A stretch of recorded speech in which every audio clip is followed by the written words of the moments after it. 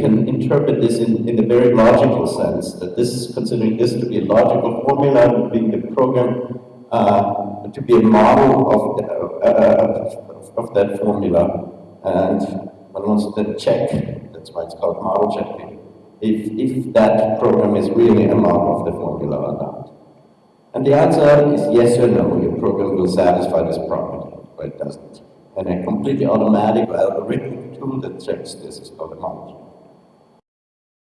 Now, this started now in the late 70s, early 80s. And so it's now a technology that's really more than 30 years old.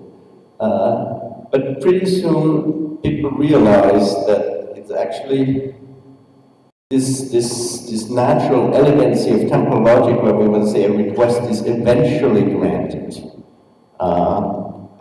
without talking about the details when and how it is granted, is actually insufficient in many cases. Very often you want to have more quantitative properties. For example, in a subfield of form of verification that's called real-time verification, you want to bound the time that can pass between a request and the corresponding grant. And that goes also back now, also really more than 20 years. It's actually something I already worked on as a PhD student, is when the sort of the pattern in all of this is you extend the logic so that it allows you to talk about what you want to talk about. You extend the model so that you can interpret what you want to talk about.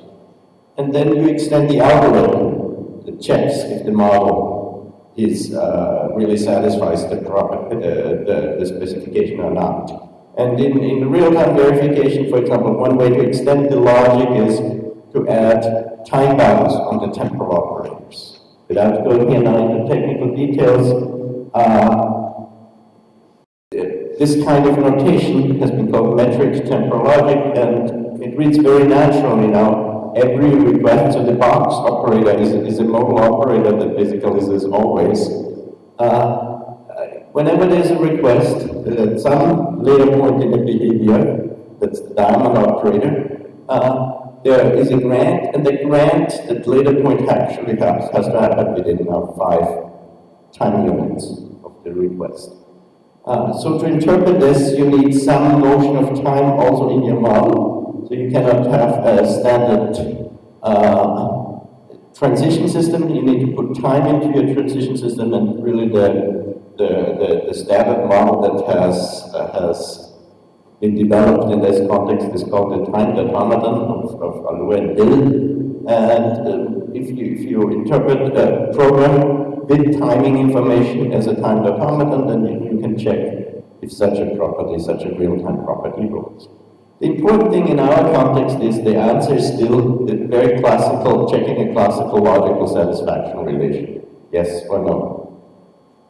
But this is just one way in which you might want to talk about quantitative information in models and in properties. There's a completely different way. And that says, well, it may not be really realistic that every request is granted, but you want to say, make a quantitative statement about how likely it is that every request is granted. And in order to do that, you have to extend the property specification language to be able to talk about probabilities. You have to extend the model to incorporate probabilities. And this followed exactly the same pattern that in a number of probabilistic temporal logics been developed. I'm writing here just one notation down here. That it's, for example, it's always the case once there's a request, then the likelihood that sometimes later there's a grant is at least a half. And you have to extend your model to now interpret these probabilities. So you end up, take a transition system and add probabilities, for example, to branching information, end up in some sort of model process. And again, you can extend your model checking algorithm to check now these probabilistic assertions about probabilistic models, and the answer is yes or no, this will satisfy, this particular model satisfies this specification. So I've been, for now more than 10 years, I've been trying to work on a program that I really call the quantitative agenda in verification, which the main point of it is simply to get more than a yes or no out of your answer, to really compute something, to compute how well a program satisfies a property. If you think about it, some measure of fit. If you have a property, then there are many programs in the world that will satisfy this property, but some will satisfy it better according to some measure that you care about than others. There's also many programs in the world that won't satisfy this property, but some of them will come closer than others, again, according to some measure that you define, that you care about. So this is what we call the quantitative agenda in verification, where we want to feed in the same thing, a program and a property, to some sort of analysis algorithm, but we want a quantitative answer. And if you look at this response property, then there's a very natural quantitative answer. We may want to care about, for example, about the worst case response time, or about the average case response time. And this is probably the two things that come to mind immediately when you want to know some quantitative information about a response property. Notice here, now from the property we've removed the timing because we want the quantitative answer actually as a result.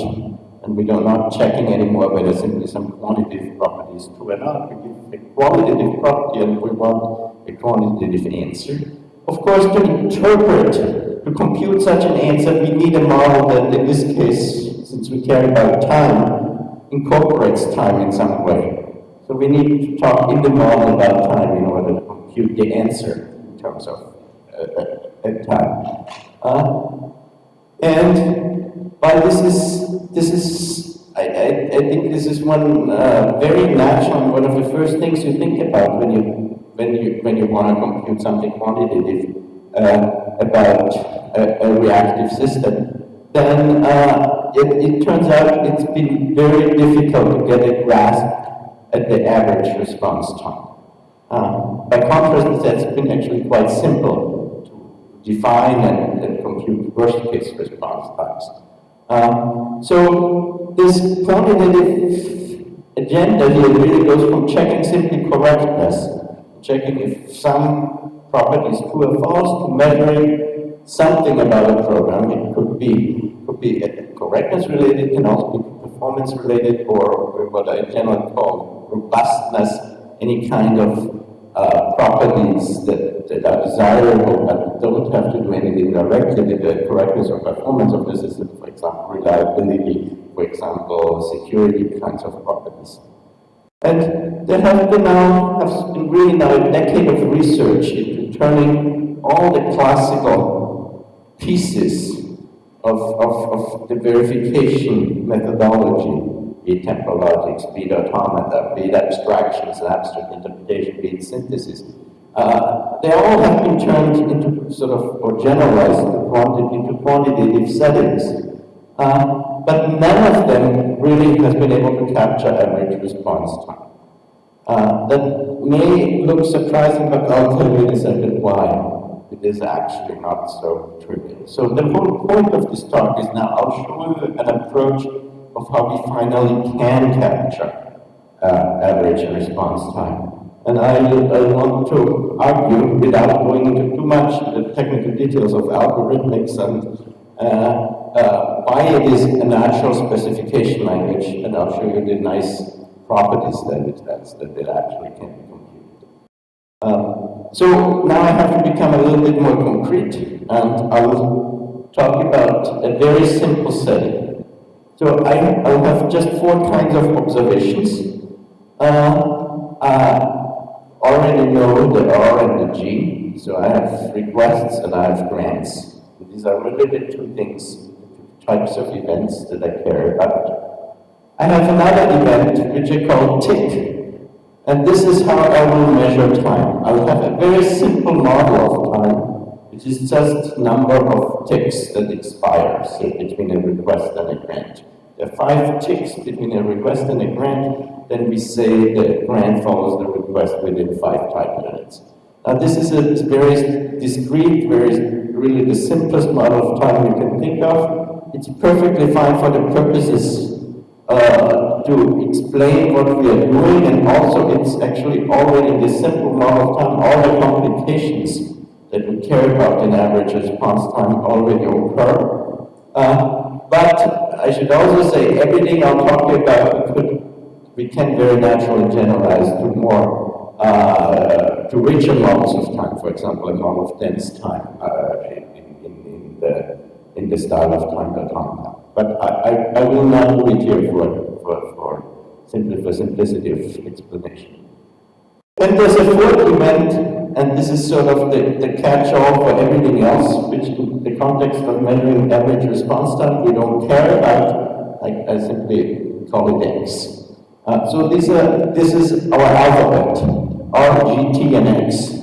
And what we look at as a behavior is for us simply an infinite sequence of these 4 letters. So the behavior of a program is simply observing the program as it runs, and all we care about is something is an R, a request, or a grant, or a tick, because we measure time, or something else. This is the X. And even though I'm talking about this setting of the classical setting of response, you know, you request something and then you want it granted, I mean, this kind of, all I talk about really applies to all systems where sort of infinite streams are of interest. This could be, for example, networking systems where you measure at some point in the network what is the packets that flow across that particular point. And you may want to have a property that's satisfied by that infinite strings in databases in many different contexts. There are streams of interest, and all that I say about the specification of properties of infinite streams and how to check them actually should apply equally to every such context. So we have this is just an example of such an infinite stream now. An infinite word over the 4 letters of our alphabet. And so we can look at response times on that string. In that particular string, there are really 3 request grant pairs. This request is granted here. This is simply the subsequent G. This request is granted also by the same G. We don't care about whether there doesn't need to be a unique match between requests and grants. We simply, in the original logic interpretation, simply want to see every request followed by a grant, and we want to measure the number of ticks until that grant. And there's a third request here, which is granted here. So the response sums here between this request and this grant, there's 4 ticks, if I made no mistake. Yeah, 1, 2, 3, 4. The response time here is 3, because there are 3 ticks, and the response time here is 2, so there are 2 ticks. But there can, of course, also be requests that are not granted. In that case, we say our response time is infinite. Now, how do we specify response? I'll first show you how we can specify the untimed response, simply that every request is eventually granted. I used before the simple temporal logic formula. I will now use an automata theoretic specification language, simply because it's that language that I will know how to extend to handle average response times, and I have no idea how to do the same thing with temporal logic. So here is an automaton. This is called a Vichy automaton that specifies response without any timing yet. Now, you can think of a Vichy automaton as simply a finite state machine that runs forever, that runs over not like a classical finite automaton over finite word and then accepts or rejects, but runs forever over an infinite word like an infinite string we just had. Now, there's a starting state. We start in here. Whenever that automaton sees a G, a T, or an X, it stays in that starting state, but when it sees a request, it moves to the right state. Now, if it's in the right state, you can think of it, it has seen a request, but not yet the matching grant. So the right state is really an obligation that we want to see a grant. As long as we are in the left state, we don't need to see a grant because we haven't seen an unmatched request. So in the right state, as long as we see more requests or ticks or any other event, we stay in the right state, but as soon as we see a grant, we are fine, we've seen the matching grant state. Because if it stays in the right state forever, then there is an unmatched request. And this is how one defines acceptance for such automaton over infinite strings. It's called Büchi acceptance. And it simply says we declare the left state to be the accepting state. This is why I put the blank dots there. And it simply means, in a finite automaton, acceptance means you want to, in the last, after you've seen the last letter of the input word, you want to be in an accepting state. In a Büchi automaton, it means you want to see an accepting state infinitely often. So you want to see that left state infinitely often, meaning every request will eventually be granted. So this is how you specify this response property using automata. Now, there's a way in which you can actually decompose such an automaton, which such a specification automaton could become quite cumbersome and complicated, into simple pieces. And I call this, this way of specifying the same thing a monitor. And the idea is the following. You have what I call a master automaton, run over the infinite word, and the master can at any point of running over the infinite input stream spin off slave automaton. And this, while the master automaton is an infinite, is an automaton that runs for infinite, over an infinite word, every slave automaton is a classical finite automaton that just runs over a finite portion of that infinite word. But there can be arbitrarily many slaves, even many running at the same time. So if I specify that same response property now in a monitor, I do the following, either here or there. And in this sense, you have actually two automata running in parallel. That's an AND type composition of automata.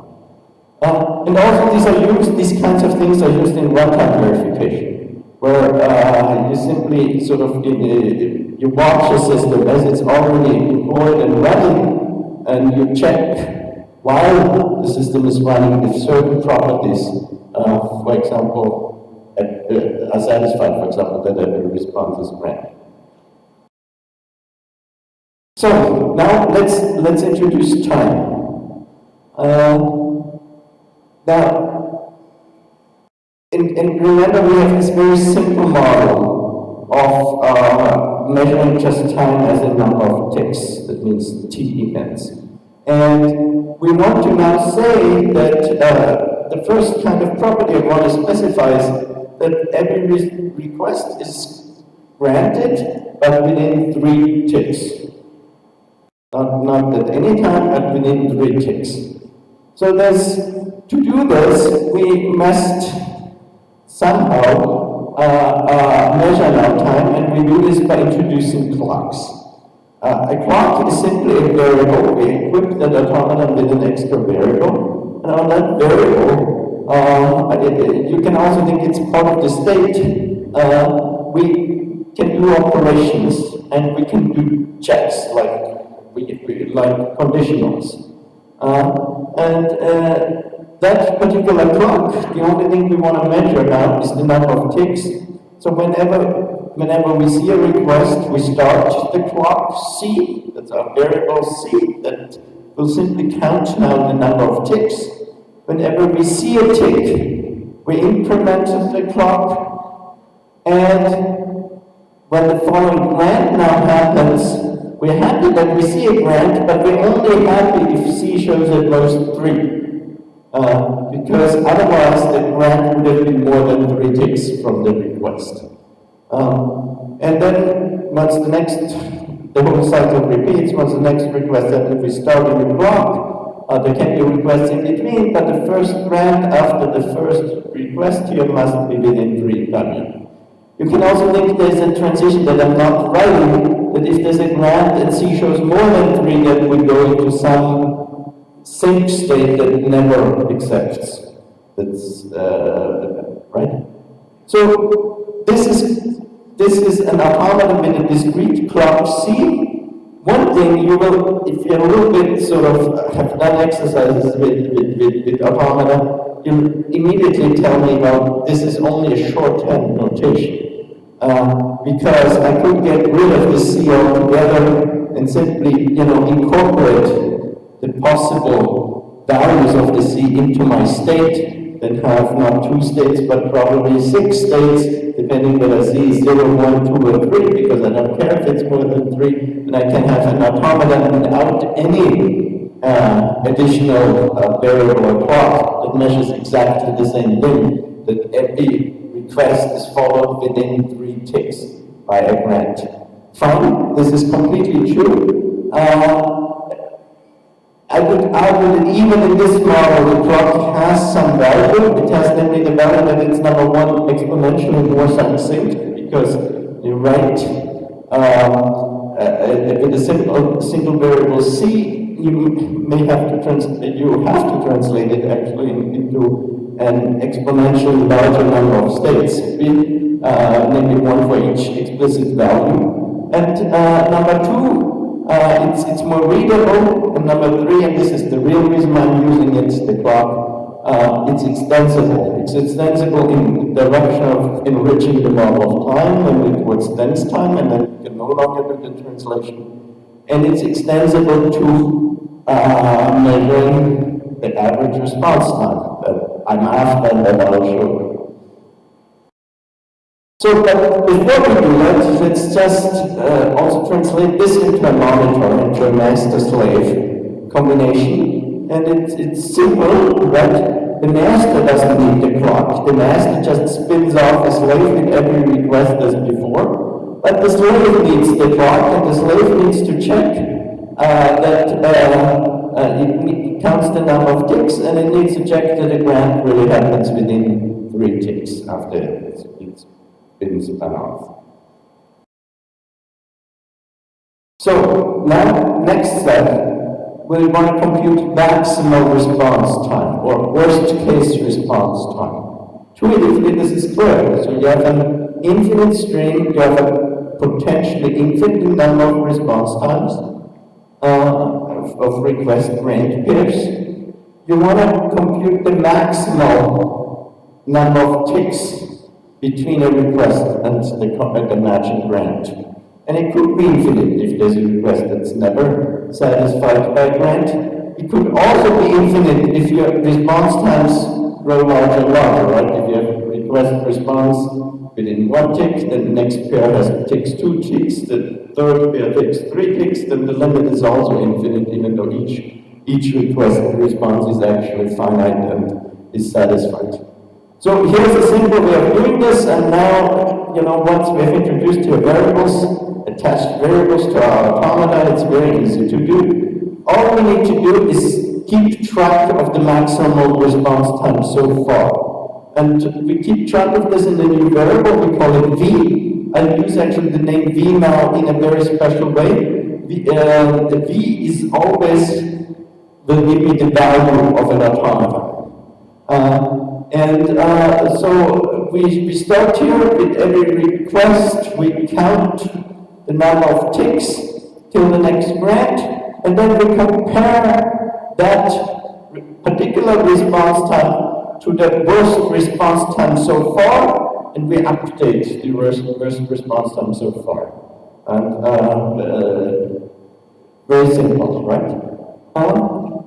Technically, I will not go into formal definitions in this talk, but I need to define now the value of such an automaton over an infinite word, and I'll define it as the lim of the values of v along the infinite input sequence. The lim is the least value that occurs infinitely often, and it may be undefined if it's infinite, of course. But if it's defined, it's exactly in this case this automaton will give me the maximum. So right in this monitor, in the monitor setup with a master and a slave, again it's actually now very natural to decompose to give the v, the value that accumulates, that computes the response time so far to the master, and what used to be the clock is owned by the slave to measure a particular response time. I've now switched the C also to a V because I will now work in a setup where every automaton, master, slave, or whatever, has a designated variable V, and that computes the value of that automaton. So the value of the master is going to be to compute the maximum response time. It spins off slaves with every request, and the value of the slave is to compute that particular response time, namely the number of ticks from when it started to the next grant. So the V is what used to be the clock before. And if it's a finite automaton, a slave, then of course I don't need to take a limit, I just take the final value of V is the value of that automaton. Yes. Now, let's move on to average response time. In simply the same way I've set this up, you will immediately tell me how to do this. The only thing you need to be a bit careful is, if you compute, you have to compute a running average. So the average of the first, say, 5 request grant pairs, and then you see the response time of the 6th request grant pairs, and you have to compute a new running average. So you need to know that this was 5 before, and now you see the 6th one, and you have to calibrate. Your average operator needs to know how many pairs you have seen, and then basically compute the total response pair times, add them up, and divide all this by the number you've seen. This is the only complication here. So you keep track now of, there's just one additional variable, which we call n, which just keeps track of the number of requests. And with every, so the C is just computes as before for every request, number of ticks until you see the grant. And then when you see the grant, you update the average so far. Correct?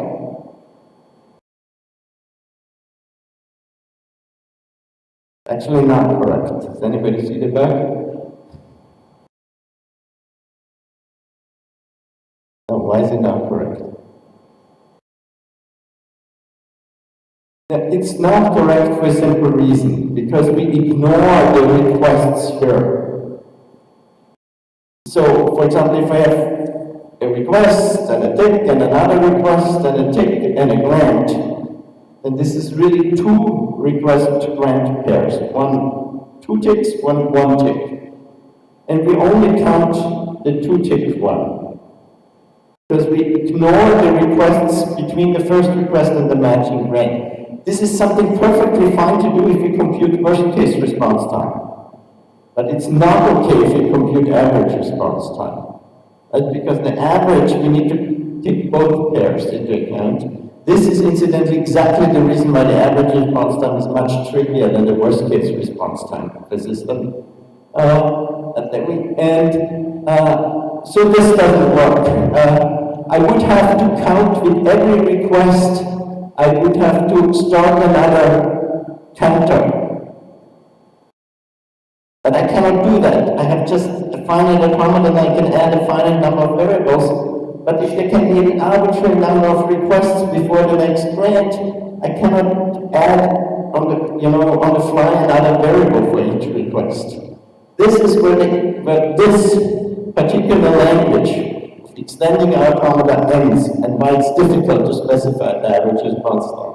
But I've already done all the work to show you now how it can be very easily done, maybe using a monitor. There is absolutely no bound on how many slaves can run in parallel.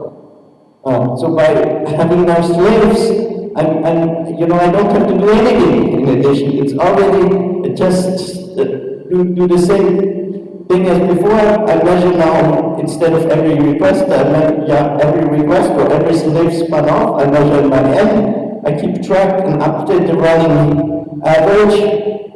And the slaves are there as before. They're exactly the same they were before. They just measure the number of clock ticks till the next branch. So this is why now for average response time I need these nested, as we also call them, this nested automata, this master-slave combination, where a flat thing wouldn't work, because a flat thing would have a finite number of variables, and therefore only a finite number of requests to track, and cannot compute a running average. Okay. So, and this is my proposal basically, to use as a specification language for these quantitative properties, these nested automata, master spinning of slaves. Every one of these, the master runs infinitely, the slaves run finitely, every slave returns a value to the master accumulates these values in some sense. And the final value of the infinite word is the limit of the master value. So there are of course many different instantiations of this. What we have seen is two, where the master was in the first case, in the case of worst case response time, the master was a max automaton. It always accumulated the biggest value so far. The only operation it used was a max. And the only operation the slaves used was a counter. It counted the ticks. So that's what we call a max. A max int automaton, where the master can do max operations on variables or registers. The slave can do increments. For measuring the average response time, we have an average int automaton, where the master can take the running average, and the slaves only counted, only did increments. I'll now simplify things a bit. I'll actually get rid of the variables altogether. I just introduced them to make it easier for you to understand. I'll get rid of them now, because I can always be in a situation where each master, each slave has exactly one variable, and then I don't need it actually anymore. I need just some way of computing a value for that automata, which used to be the variable v. And I do this the following by simply attaching weights to transitions. And tell you, according to the type of the automaton, what the automaton does with these weights. And the corresponding thing to a max is simply computes the maximum of a sequence of weights. The corresponding thing to an average is simply compute the running average of a sequence of weights. And the corresponding thing to a counter is, to a finite counter is to compute simply the sum of the weights. So, the master here would have a value, this transition would have a weight of 0, when it doesn't care whether it is a GT or X. And with every request there is a value, but the value is returned by a slave. So the value here is returned by a slave. And the slave requests and X's have weight 0, but every tick has weight 1. And so the value this is a sum automaton, so it returns the sum of the weights. The sum of the weights is exactly the number of ticks. And that's the value that's here, and this is what we call a limit average automaton. It computes the running average of the weights that will compute exactly the average response time than before. So this is just a more compact notation where I just have one value register per automaton, but I don't call it the value register. I just add weights to the transitions to show you how the value register, how the value is updated. So this is what we call nested weighted automaton, this formalism.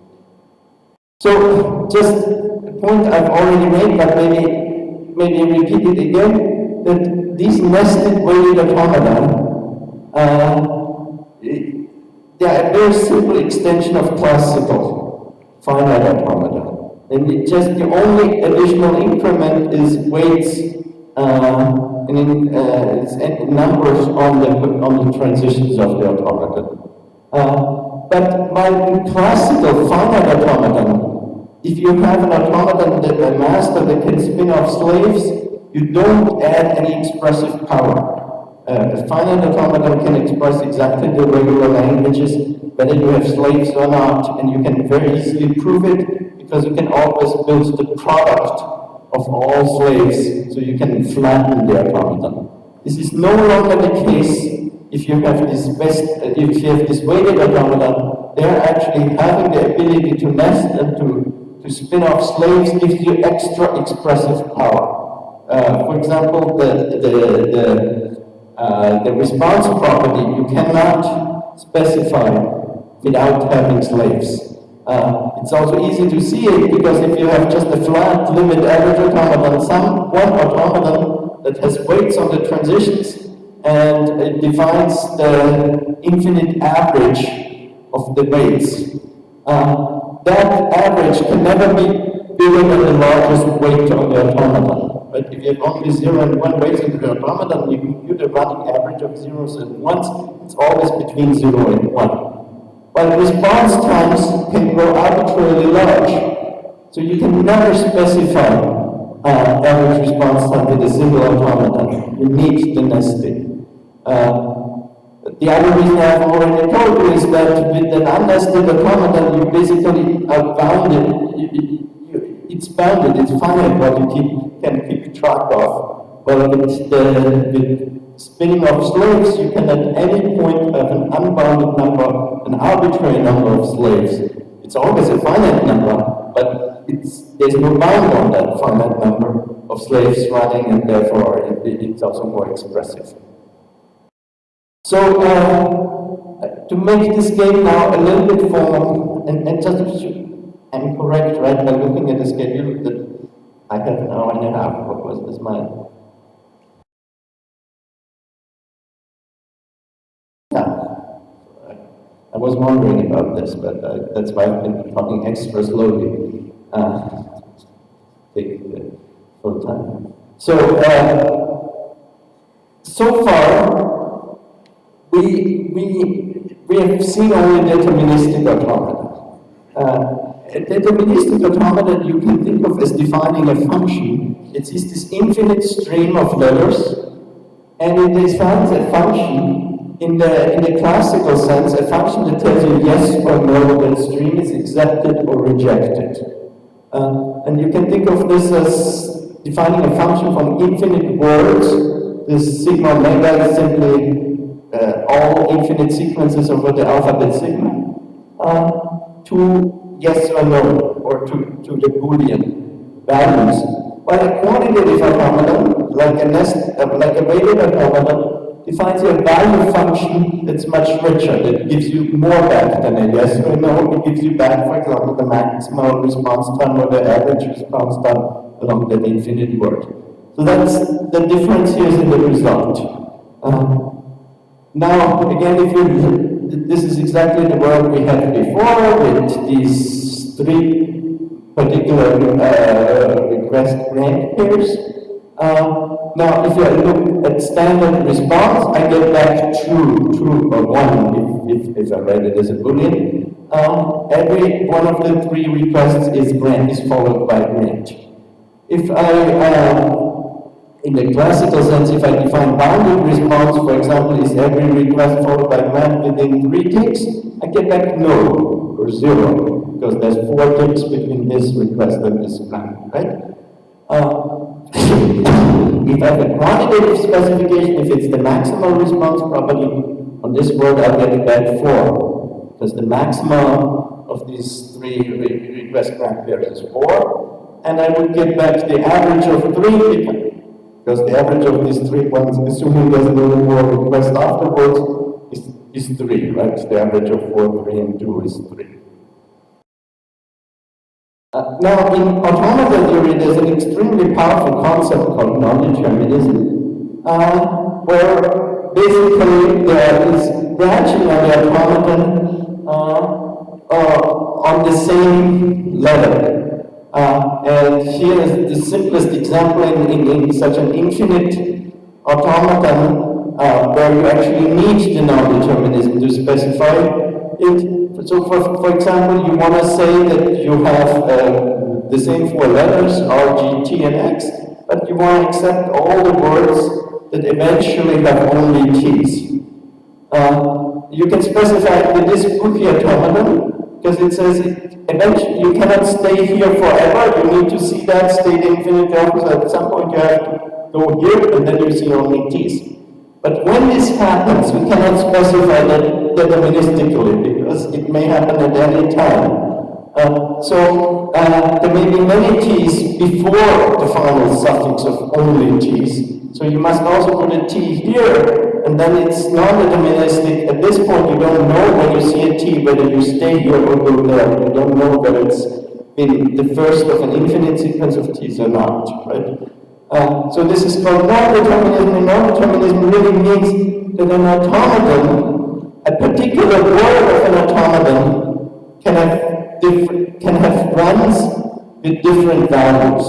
This word with only T's has a run that quickly goes to the right and stays there as value 1, and it has another run that stays here forever and has value 0.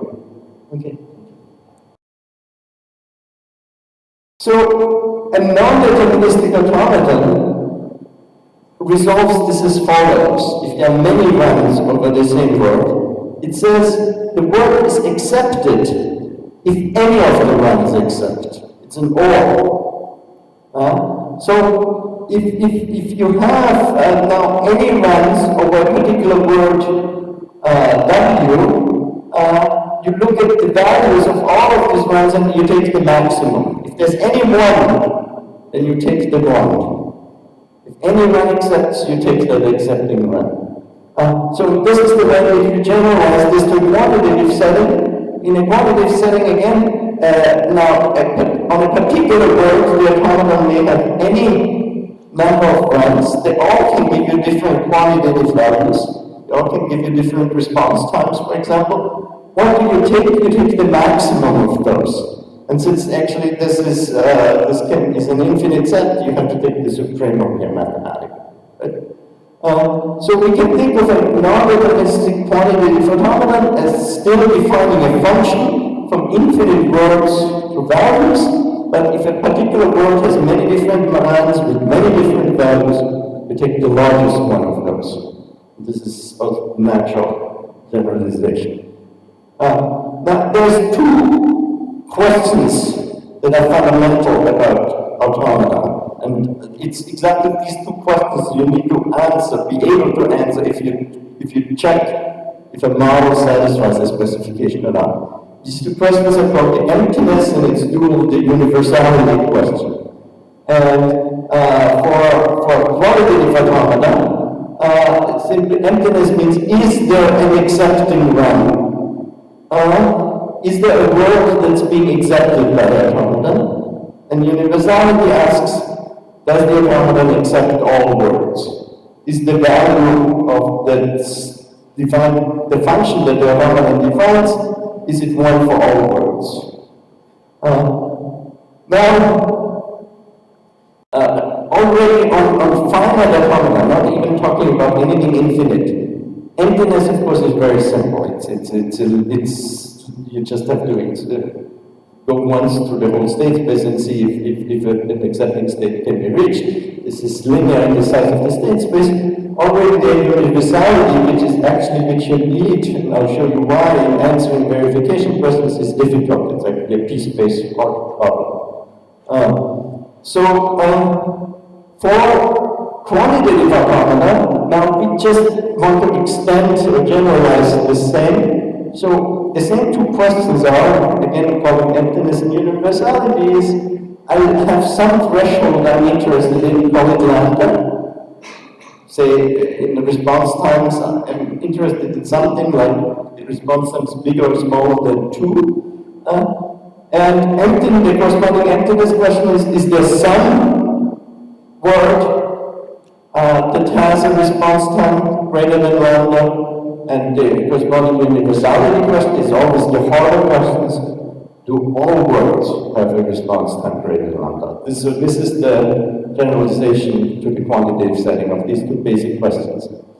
Now, why do we need to answer these two questions in order to do now verification, or in order to compute now response time of programs or of systems in general? But the system is really a labeled graph. It's a generator of many different words. And every program, every software system, if all you care about is whether you observe requests, grants, ticks, or something else, the X's, will be such a graph that, for example, says, there could be some event followed by a tick, or some other event, or there could be a request here followed by 2 ticks, followed by either a grant or another tick. You can translate a program into such a labeled graph or trip description, whatever you call it. That is a generator of all possible behaviors. Okay? And for such a graph, now we want to compute things like average response times. Okay? So how do we do it? Let's again remind ourselves how we do it in the qualitative setting, where we don't have any times yet, where we simply have the basic response property that every request is followed by a grant. So I'm given such a transition system, so such a graph. I'm given a response, a property, for example, the Büchi automata that specifies a response.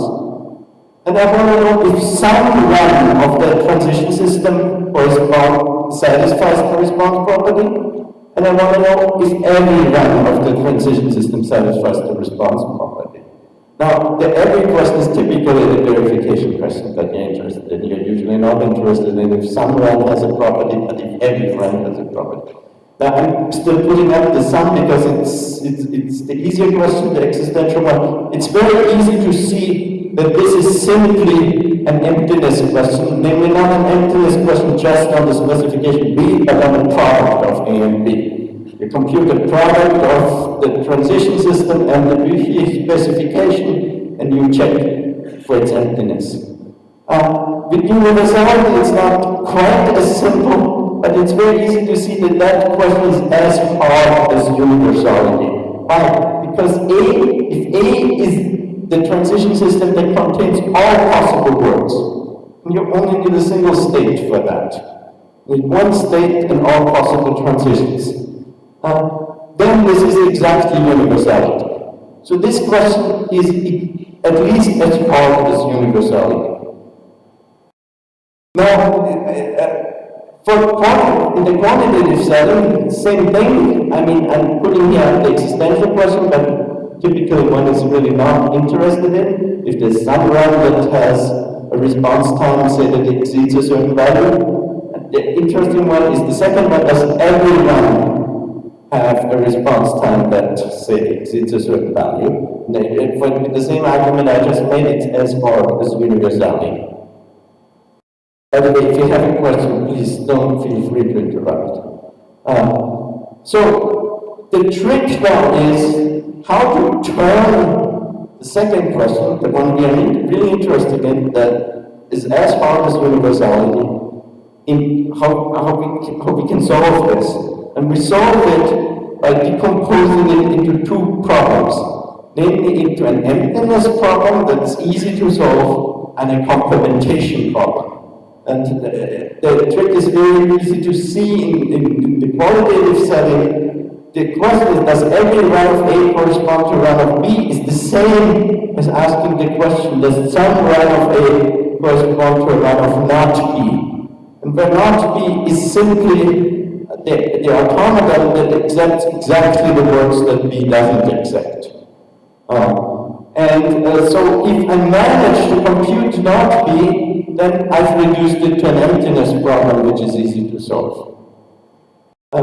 The trick is, of course, the computing of the not B, and since I told you even in finite chromatin universal is p-space hard, it must be computing the complement that it is expensive, and it is, but what SAFE says that is in many cases it's actually easy to compute. For example, classical deterministic automaton, complementing is trivial. If you have a deterministic automaton, you just make the accepting states rejecting and the rejecting states accepting, and you have the complement. And this is actually the most important sort of easy case. Now, what we have saved in our analysis is that we actually want our monitors to be not deterministic, but something close to deterministic. For us, a monitor makes only sense if it defines a function on observation sequences, on not on runs through a state transition graph. Because the monitor, for example, the average response time is the value should be completely determined by the observations. That means if you have the same observation sequence, if this has two runs, row 1 and row 2 through an automaton, if row 1 and row 2 accept the same word, then for a monitor the value is also the same. They always have the same average response time. They have always the same maximum response because the observations along the word at these two runs are the same. And that's what saves us. And for that, though this class of monitors, or you might call them functional automata, we can actually easily complement. So what do we do? Now, instead of checking if every run corresponds of A corresponds to run of the specification B, whose value satisfies certain property, like being at least lambda, we ask now exactly the opposite question as before. As some run of the transition system A correspond to a run of the specification B, whose value is less than lambda. And that we can do by simply computing the average of A and what we call the negation of B. This is the analog to the complement. And in the monitor case, where you have this functional property, it's trivial to compute the negation. You basically have to just put a minus in front of all the weights. So let me get to an example. So here is our transition system. This is the program we're interested in, or this is what you're watching. The events on a particular network node or whatever. So something that generates sequences of requests, ticks, grants. Okay, and I want to compute on this now the maximal response time. You already see even that question is not well defined, because there's a best maximal response time and there's a worst maximal response time. If you go left here, you have this request is followed by grant within 1 tick, and this request is followed by grant within 2 ticks. So here you have on the left branch, there's a maximal response time of 2. On the right branch, the request is followed by grant within 3 ticks. On the right branch, there's a maximal response time of 3. So you really, when you ask for maximal response time is very well defined on one infinite stream. But if you have a generator that produces many words, you need to qualify, do you want the best or the worst maximum response time? And, you can compute both of these, simply as the emptiness using of our max input automata if you take the product with this system. If you go to average, it's the same. There's a best and there's a worst average response time. On the left branch, the average response time is 1.5, because there's a response time of 1 and a response time of 2, and so the average is 1.5. On the right branch, the average response time is 3, because there's only one 3. So again, on a system that generates many possible behaviors, you want to know either about the best or the worst average response time. And again, you can compute this, as I showed you, by checking the emptiness of the product of this structure with the average ink automaton that defines average response time. Now, I just, without proof, I'll give you some results here, because this, it's actually, I find it quite intriguing that on simple structures, like labeled graphs here, and natural questions like best, worst, maximal average response time, this is very easy to explain to a high school student in 5 minutes. What is it that we want to compute? These questions have actually been open, of how, and some of them still are, of how expensive it is to compute this. But emptiness is pretty much everywhere here in P-space, but for example, for universality, we don't have a time bound. For monitors, which are easy to complement, it's like emptiness, it's P-space, but for the general non-deterministic case of max ink automaton, I only have a gap. I know how to do it in exponential space, but the only best lower bound I can prove is polynomial space, so there's still something to do. Now, if we compute our average response time, situation again from a theoretical point of view is even worse, or if you are a theorist, it's better because there's still unsolved questions. The interesting thing here is actually that you see how close you're actually to the boundary of undecidability. On non-deterministic average ink automaton, like the one we need for specifying average response time, universality is already an undecidable problem. Emptiness is solvable, but with the same gap we had before, and even for the deterministic case, the monitor case, we have this unpleasant gap that we don't know at the moment how to solve it. This all sounds very expensive, but I should also point out that if we don't need this unbounded property of monitors, that there may be any number of slaves running at the same time, then things become simpler. If you have a monitor of bounded width, that means if the number of slaves are bounded that are active at any point along an infinite world, then you can do it in polynomial space. And if you have a monitor of constant width, if you know there's never going to be more than 3 slaves active at the same time, then it's even in polynomial time. So this is the best you can hope for there. So I want to make one more important point. So we defined maximum and average response time over infinite worlds, and then we looked at generators of infinite worlds, systems, and said, well, there's a best case and there's a worst case. But there must also be something like an expected average case. Right? If you go left or right, let me put it in. So there's going left, you have a maximum response time. Going right, you have a maximum response time. On the left it's 2, on the right it's 3. Can we say that the average response time of the system is 2.5? Well, in general you can't, because you don't know how likely it is that the system goes left and how likely it is that the system goes right. Your system may almost all of the time go left, in some extreme cases go right. So it would be a bit odd now to random, but rather arbitrarily say the average response time is, the average maximum response time is 2.5. But you can make that statement if you know something about the probabilities of going left and right.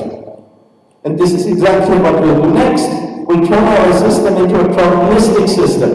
where we know the probability of taking each branch. In other words, a Markov chain. Once you have a Markov chain that generates now infinite words of R's, T's, G's, and X's, it makes perfect sense now to talk about the expected maximal response time and about the expected average response time. Namely, according to the probability distribution that's set up by this Markov chain. So if you have such a Markov chain, then for every finite word, there's a fixed discrete probability, of course, for the word RTTX. For any such word, there's a fixed probability, right? There may be several paths, but you will add them up, and there's a fixed probability. For the infinite words, you have a probability density function.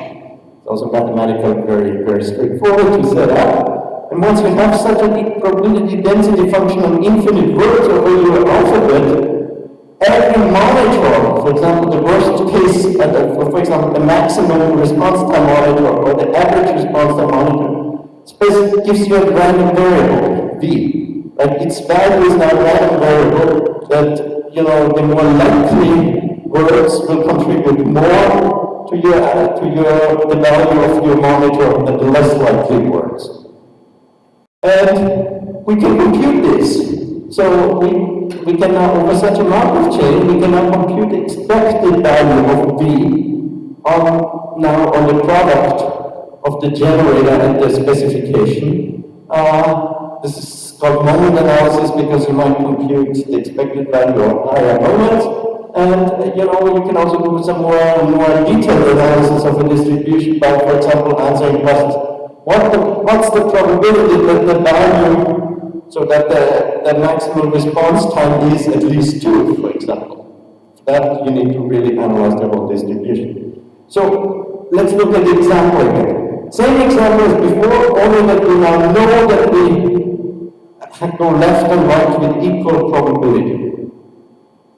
So if we do that, then there's now an expected maximal response time of 2.5, because the maximum response time was 2 on the left and 3 on the right, so that's both are equally likely, so it's 2.5. And if I ask you a question is, what's the probability of the maximum response time to be at most 2? It's well defined. In this case, it's easy to see. It's only on the left, so it's exactly a half. Okay. And I can ask the same type of questions about average response time. Let me think about this for a second. I think is it.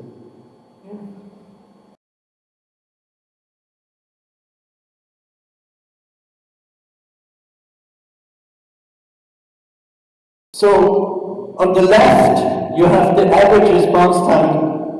See, it was 1 and 2, so it was 1.5. On the right, you have the average response time of 3, and it's half-half, then you have 2.25. This is the expected average response time. But for example, the answer to the question, what's the probability of the average response time being at most 2, is the same as above. It's a half, because it's less than 2 on the left, and it's more than 2 on the right. Right? So if we now look at computing maximal response times, expected values and probabilities, again, we can do it, but it's expensive, and we again have a gap. We don't know the exact complexity. In this case, the gap is between p-space and exponential space. What I really find actually the most pleasing and surprising in some sense result of this whole train of research is that once we go to Markov chains and ask about expected average response times, this becomes a simple question. So in all of this that we have very high, except for the bounded width questions, we had very high complexities. And this suddenly is a simple question. And the answer here is actually quite simple to see. All you need to know to answer such questions about expected average response time is you need to decompose your Markov chain into strongly connected components and do local computations of what the values of each monitor is on each strongly connected component. then put them together and how likely it is to end up in certain strongly connected components, and all of this can be done in polynomial time. So there is hope, although there's questions that are actually relatively easy to answer. There is, let me, and now I'm getting sort of to the very last part of my talk. I'll just put out a few additional sort of follow-on topics put out there without too much detail. One thing you will obviously immediately ask is, what if you combine now non-determinism and probabilities, as you do in a Markov decision process, where you have some branching that's non-deterministic and some branching that's probabilistic. There you have a whole slew of interesting questions again. It's very clear that here you need to introduce an additional concept called a policy. A policy tells you of how to resolve the non-determinism. And for example, if at the beginning you here go left, or you go left or right with equal probability or something like that, and the next time you get to this point you always go to the middle, then that's a policy. A policy can also be probabilistic, as I just pointed out. If I fix a policy, then again, I'm in the case I was before, that I have a particular probability density functions on the infinite words, and I can tell you what's the expected value and what's the whole distribution of a particular monitor value, like average response time. Here, basically, pretty much everything is open. It's also interesting that these are questions that generalize many other questions in related fields of computer science. For example, once you have such an MDP, it's clearly it subsumes mean payoff games, which, because taking the mean payoff is just a very, very trivial monitor that computes the average of a sequence of weights. So another way to extend this work is we started out with this temporal logic interpretation that response means every request has to be eventually granted, but there can be 3 requests that are granted by the same grant, right? You may ask, what if I really insist on that every request has a unique grant? Like this request takes this grant, so the next request must take the next grant. Then it's actually easy to see that very quickly almost everything about these systems becomes undecidable. These are so-called queue systems or something like that. There's not much hope there. Some hope is in a different matchup, in a sort of in the stack or the pushdown or parenthesis matchup, where you say, you match up requests and grants from the inside out, like parentheses. There, you would get something like a quantitative pushdown monitor, and there some questions can be answered, actually. Still, you need to be careful. I will now go to and draw another connection between our monitors and counter machines. And counter machines are these finite state machines equipped with registers, as we had before, with variables that can count, right? You can increment them, you can test them. For example, this is a counter machine that now checks the parenthesis matchup of request grant pairs.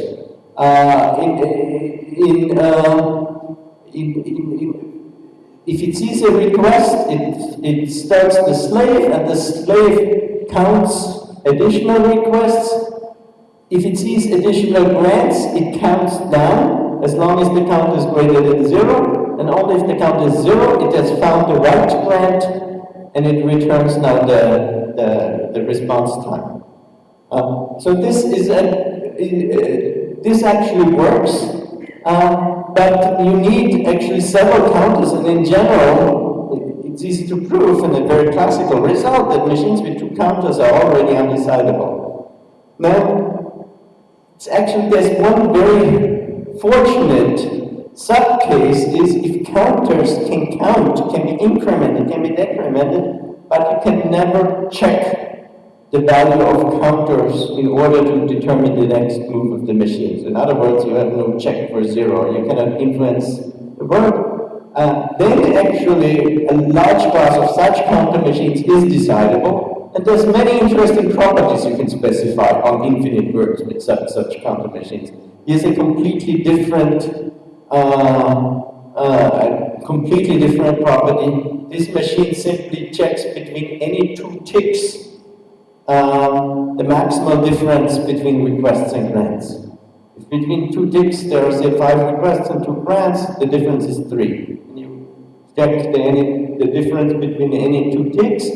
Now, this is an example that was put forward actually by Rajiv Alua in proposing a language for specifying infinite strings. We can do this with our counter monitors, and actually we can generalize their result. While they use really what we would call flat automata, flat register machines, we can add the nesting to it, and we can have arbitrary counters that can be incremented, decremented, but as long as they are not tested and the test influences the next move of the machine, we are okay and I actually can decide it. And this is one way in which emptiness, I should say, universality is undecidable. So this is one way in which one very rich class of automata, the emptiness problem, which is enough for verification, for monitor verification, as I showed you, can be done. And you can also then, the same here, this was for maximum, this is now for average. And for average, we can do surprisingly the probabilistic questions, and we don't know, again, a lot of open questions here, we don't know the answer in the non-deterministic, and even in the deterministic setting, frankly. To wrap up, what I'm basically trying to show you with this talk is that nested weighted automata are actually a natural formalism for specifying quantitative properties of infinite strings. That they allow very nicely for the decomposition of complicated specifications. They allow the specification of average response time, which is the property we started out with. And as I said, that no other formalism we are aware of can capture.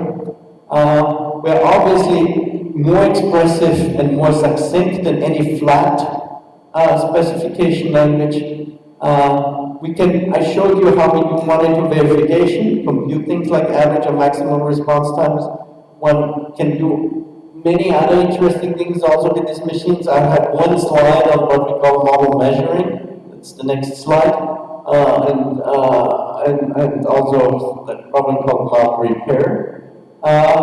And perhaps as the most surprising technical result is that for average response time, or in general for these average monitors, actually probabilistic questions like expected values are relatively easy to answer.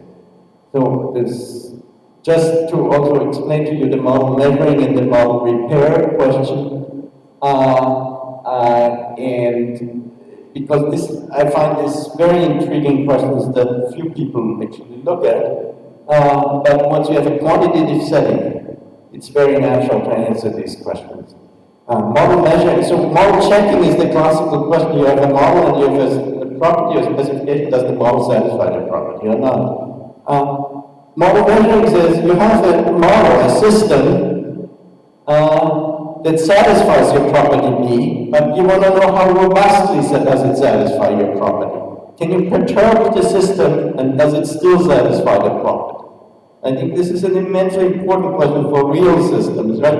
You don't want to just know that, yes, this particular property holds. You also want to know that if this list system is slightly different, for whatever reason, it still holds. And model measuring answers the question, how much can you perturb the system without violating a property? Model repair is the opposite question. It has how much do you have to change your system in order to satisfy a property?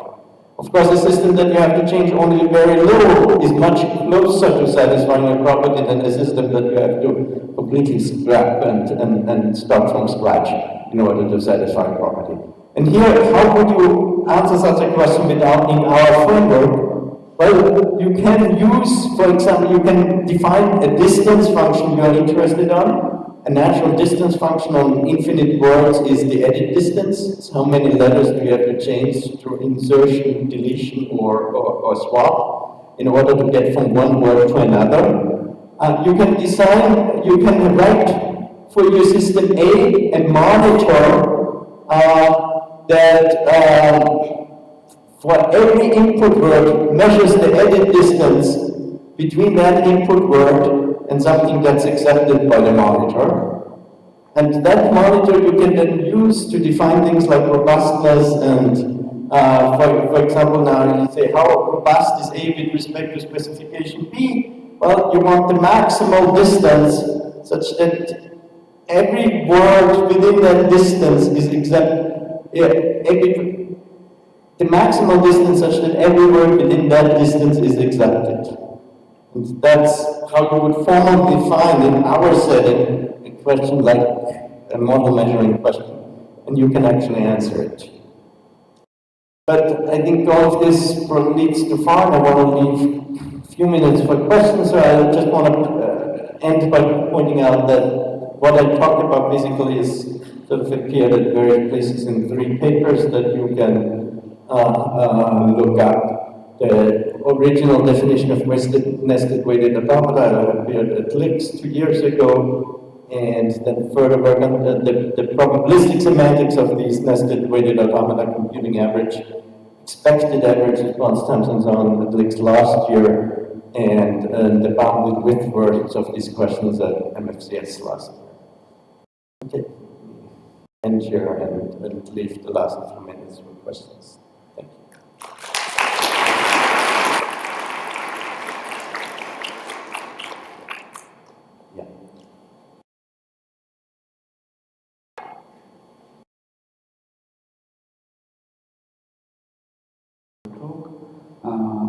I'm wondering what kind of real task this approach is targeting, because I really easy to imagine the requirements with maximum limits like hard real-time system or something like this, but I'm couldn't really imagine what you will model with averages, because for almost real tasks you need some kind of distribution or probability of guaranteed request time or something like this, not everything was misleading. I completely agree. I mean, what I showed you here is pure theory. It's sort of, you assume you're given the distribution and the probabilities that go left or right from somewhere.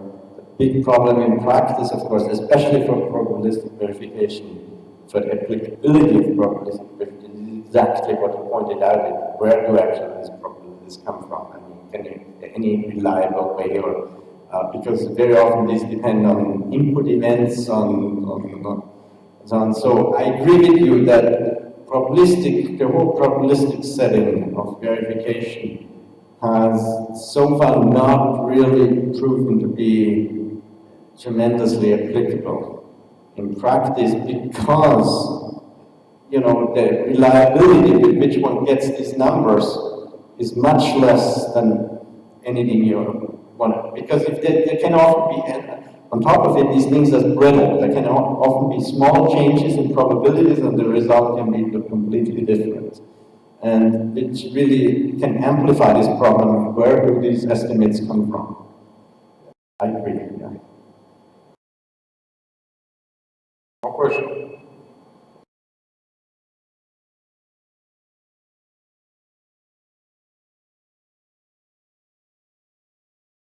Usually in software systems we apply abstraction to cope with infinity, and can we do something like this for checking average and max?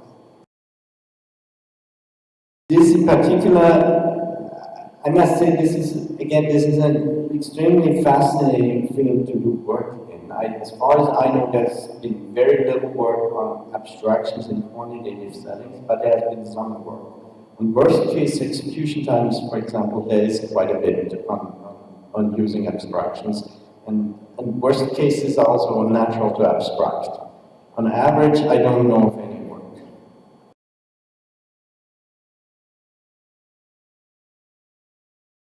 More question?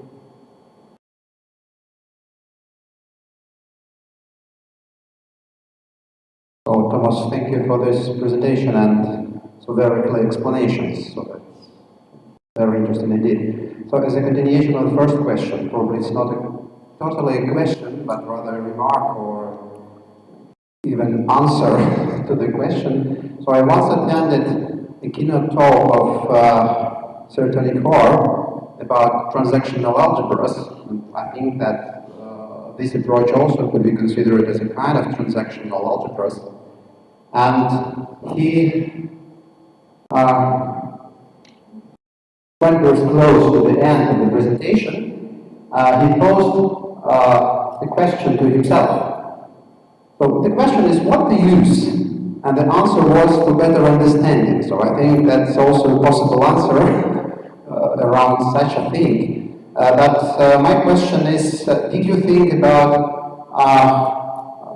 specification languages, so real specification languages, are they expressible more or less by using such kind of notation? So how could we model specification languages with such a kind of request grant algebras you describe?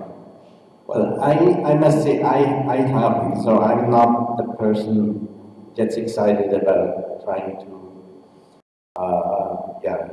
create here languages that practitioners find useful. I personally get excited by sort of answering apparently simple algorithmic combinatorial questions that yes turn out to be difficult.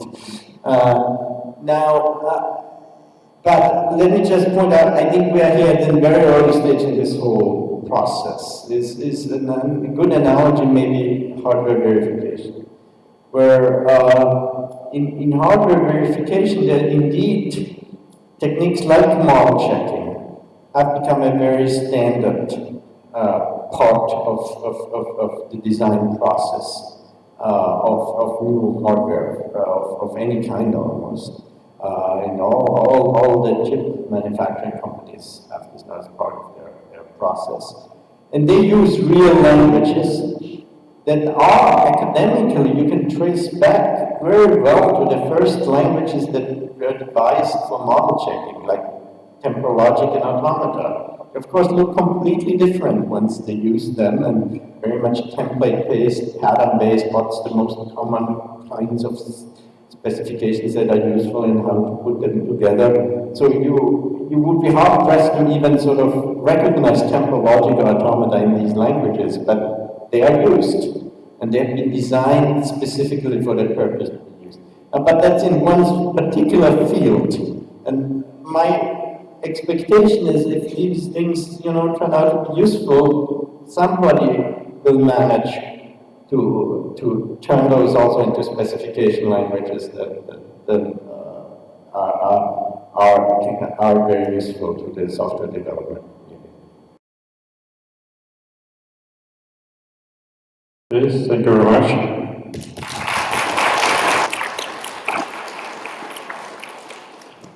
Now is small copyright.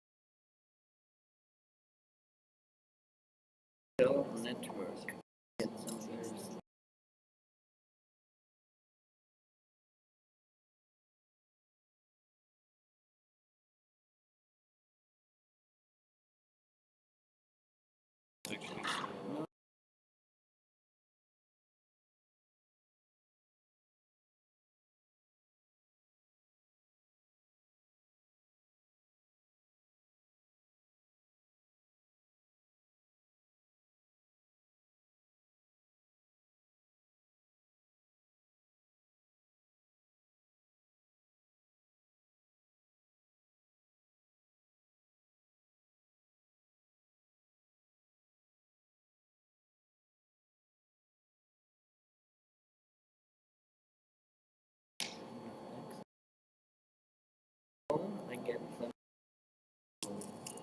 Oh yeah, you need to. Yeah, but you can't.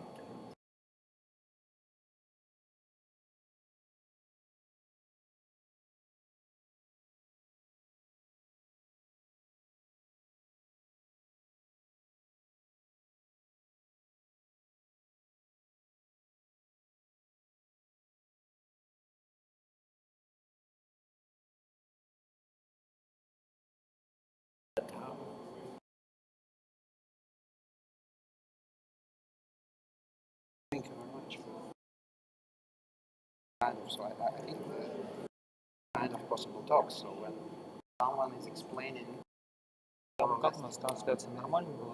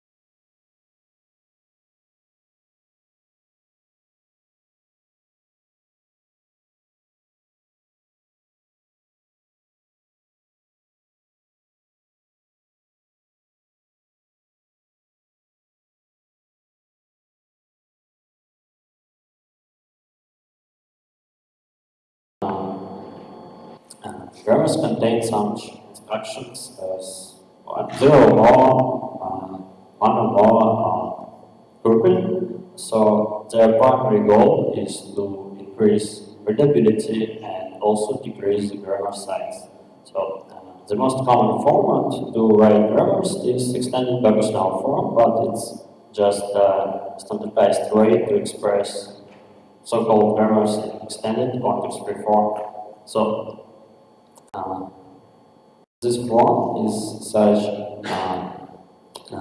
is basically allows to use regular expression in right-hand sides of productions. These regular expressions allow there are regular expressions over alphabet of terminals and non-terminals.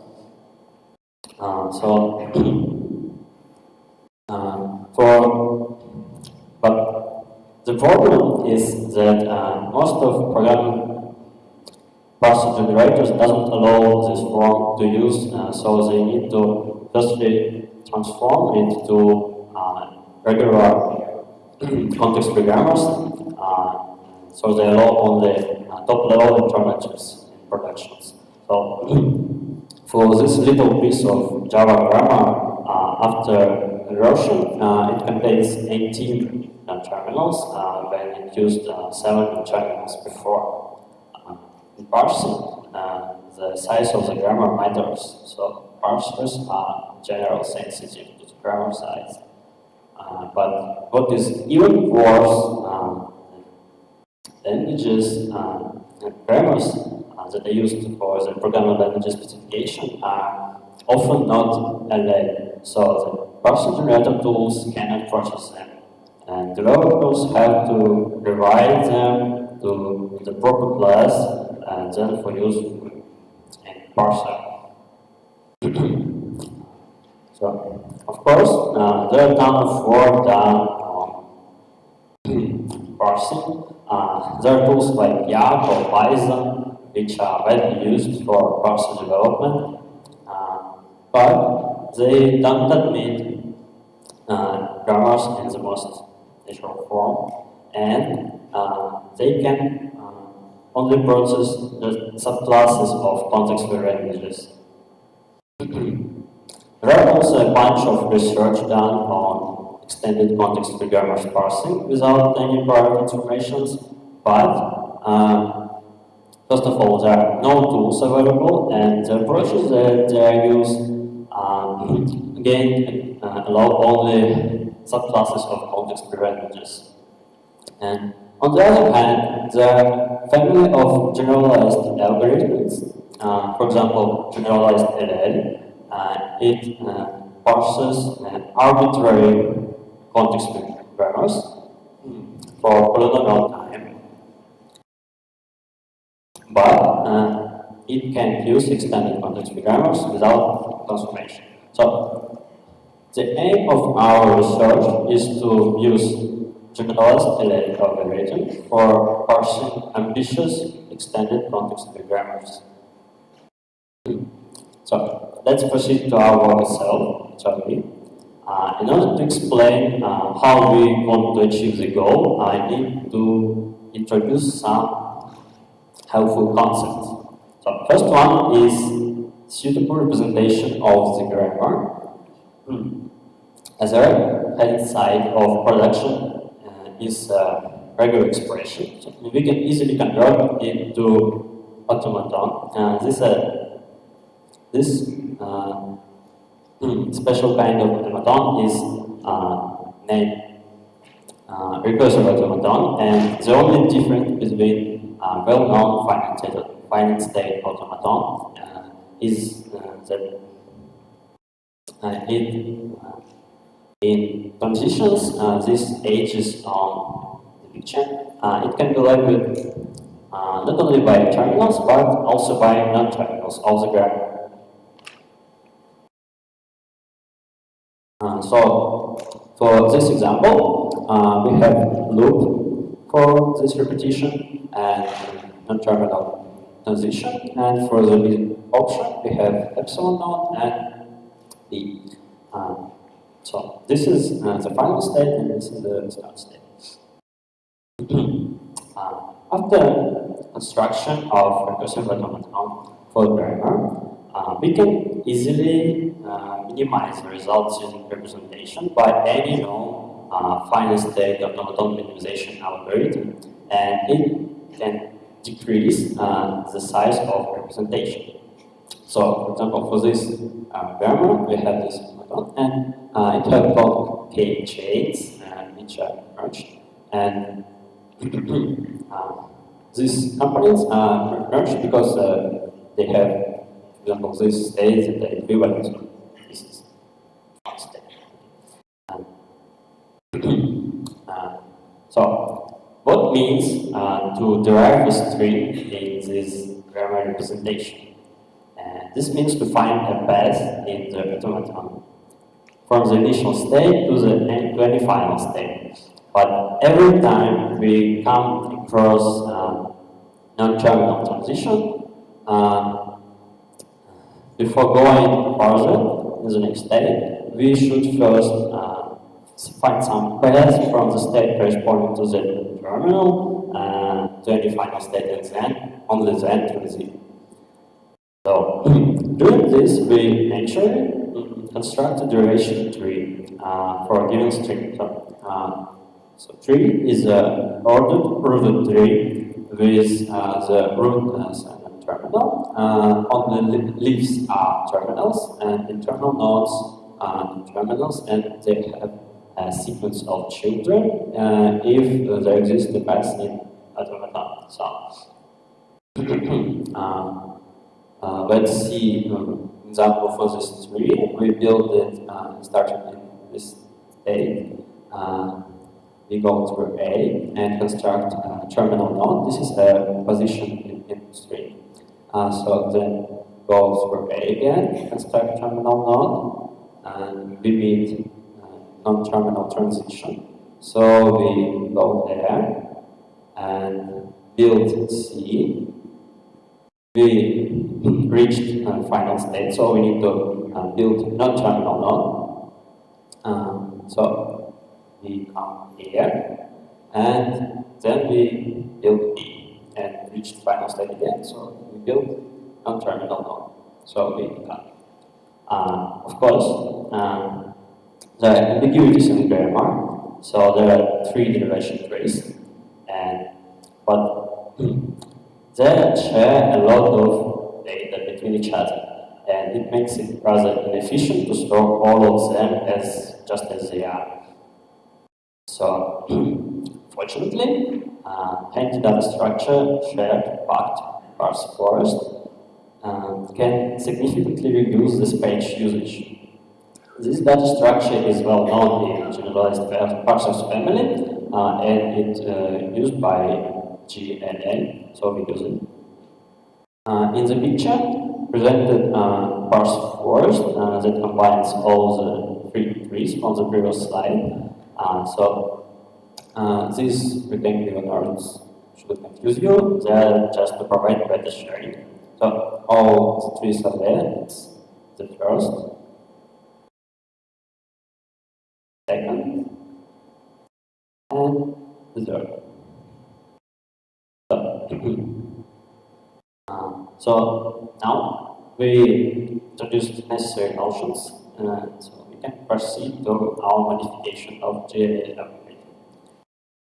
Basic GLA algorithm can be described as a process of juggling around on these so-called descriptors. Descriptor is a tuple which uniquely defines the whole parsing state. It consists of positions in grammar input, current parse state node, and current parse forest root. So the algorithm basically creates descriptor, put it into the queue, and for each queue descriptor creates a new set of descriptors and goes on and on until the queue becomes empty. But we are working with the automaton. So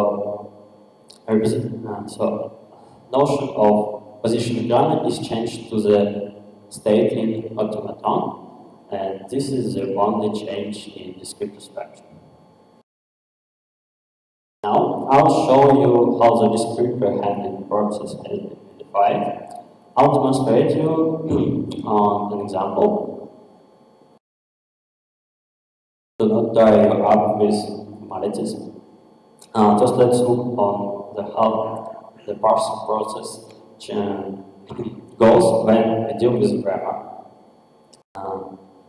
We'll use this grammar, but we should firstly convert it with new terminal because there was option and terminal alternatives. So now we can start to derive this string. Firstly, process start with creating descriptors for the starting positions in starting terminal. This, and this.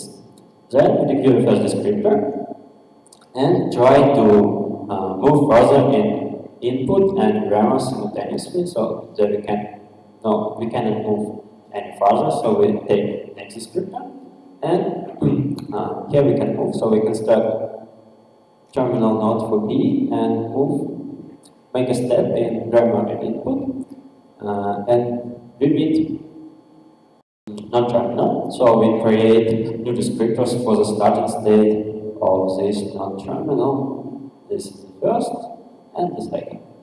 So then I skip some steps and make this descriptor. For this case, we again have terminals and we can start terminal node, but we reached the end of production, so we should construct non-terminal node. So this was a short explanation of how the GLA algorithm works.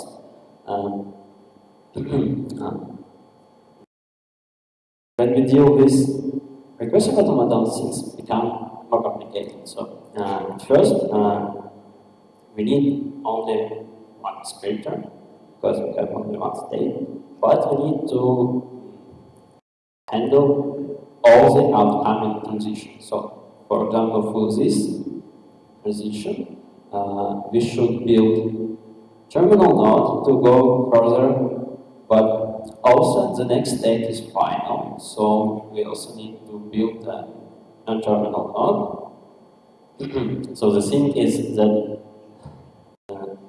the one state leads to different partial states, some type of non-determinism. So we have implemented both basic GLA algorithm and our modification and compared them on this highly ambitious grammar.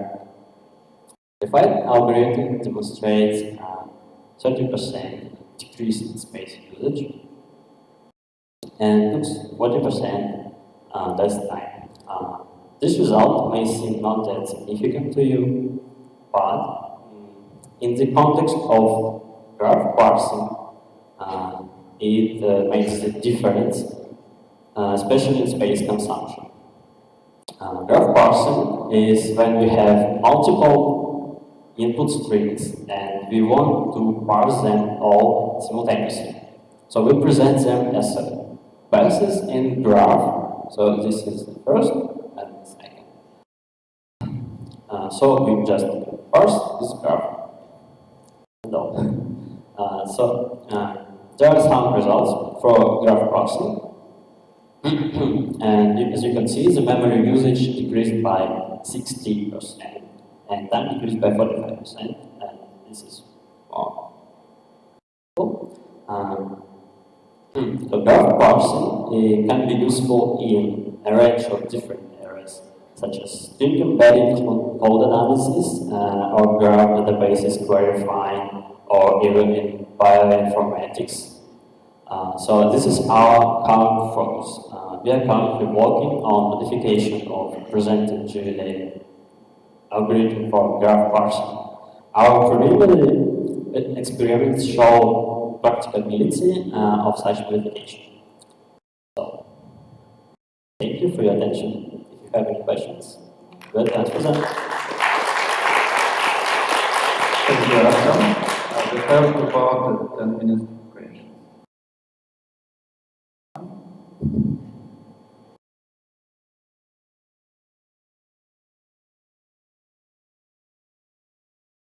Thank you for the talk. And what is the complexity of the algorithm? Thank you for your question. The main algorithm complexity is cubic time in space, and I believe that my algorithm is cubic time complexity too, but I haven't proved it, so I just believe it. So this is it. Thank you. More questions?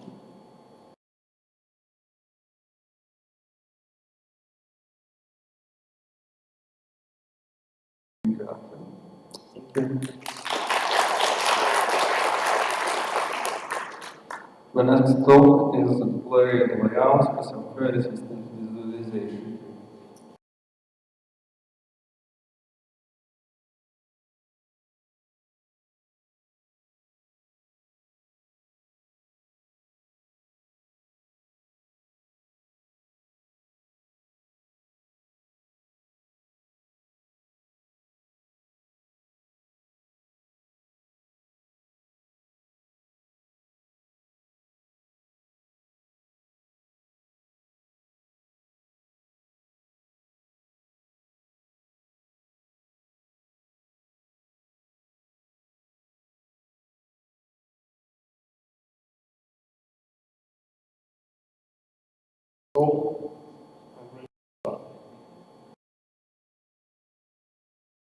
Hello, my name is Alexey Mitsuk, and I will present the joint work with Yaroslav Kotelyev, who's here, and I'm a researcher at the Base Lab in High School of Economics, and Yaroslav is a student of our faculty. So you may see a little addition to the title using nested patternettes, and actually this was a recommendation of the reviewers to make a title more narrow, so we decided to. So this is an overview of the talk. I will do a short. I will try to make a short motivation and to do a fast walk through related approaches and then describe our main contribution.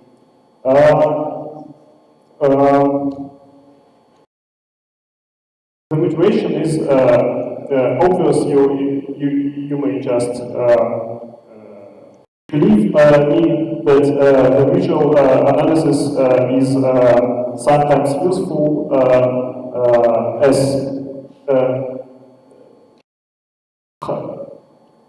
through this is less formal than the techniques shown before. And what we want to do, what is our problem, is that we want to build models which are comprehensible and readable at the same time. So our idea is to use what we called layered layouts. This is something in between two-dimensional visualization and the third-dimensional visualization of models. So I have to mention that we consider graph-based models of software systems here. So if we have a graph-based model, we can use either one of the well-known two-dimensional layouts to draw graph in 2 dimensions, or try to draw it in 3 dimensions. However, for modern software systems, the pictures are often cluttered and complex. And what we try to do is to introduce a grouping of nodes to show different perspectives of flows in our system separately. This is a basic idea of whole approach.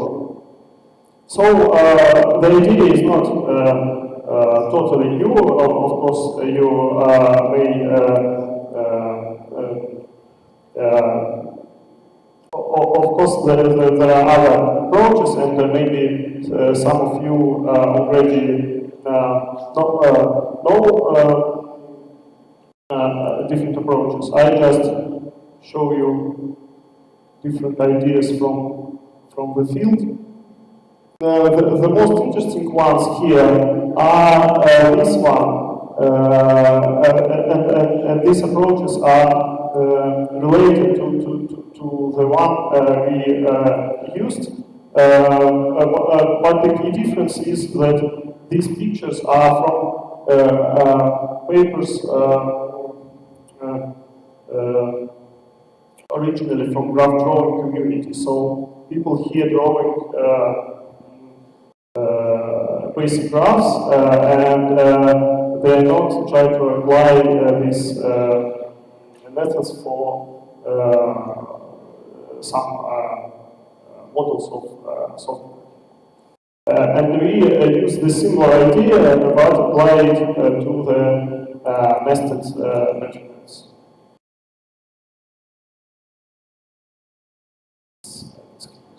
So now I will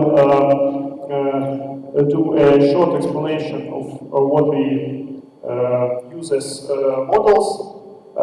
So a basic patronage. What is a basic patronage? Basic patronage is a bipartite graph with two types of nodes, places and transitions, where transitions denote actions, for example, operators of a software system, and places can help us to determine the rules of the flow, to determine us the order of the operators in the software. And you may see a picture of a patronage here. Here we have transitions, places, and they are connected with arcs. And what we also have here is a token in this place. Tokens can help us to show the state of the system. So we can use such models to model dynamics, model system executions. But this is a basic patronage, and there is no problem to visualize it using two-dimensional layouts for directed bipartite graphs. But one of the extensions of the basic patronage is called nested patronage, and these are nets which allows for tokens to be nets itself. So we have in this case we have nets within nets.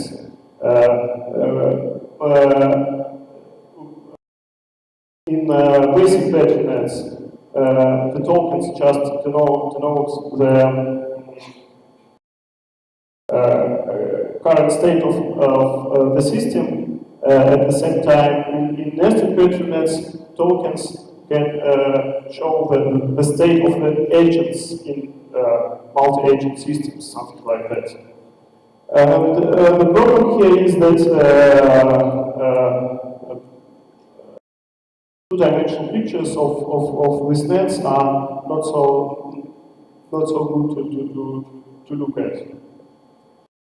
What we propose is to separate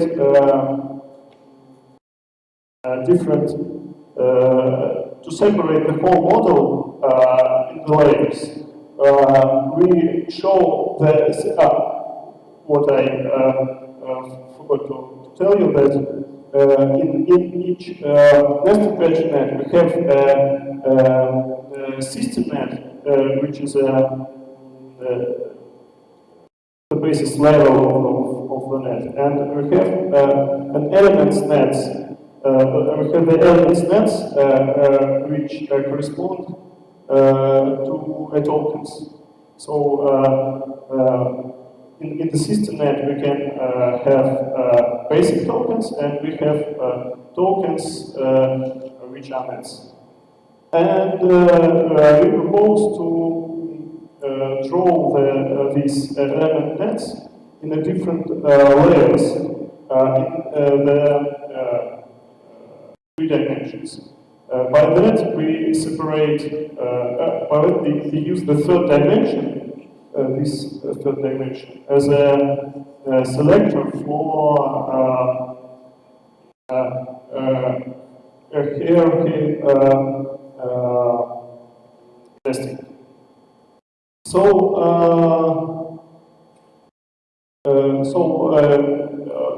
You may also add the interactivity to such models.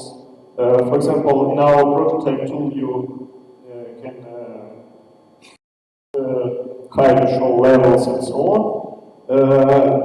Moreover, it is possible to add dynamics. So when you replay the model, you can dynamically expand levels with the net.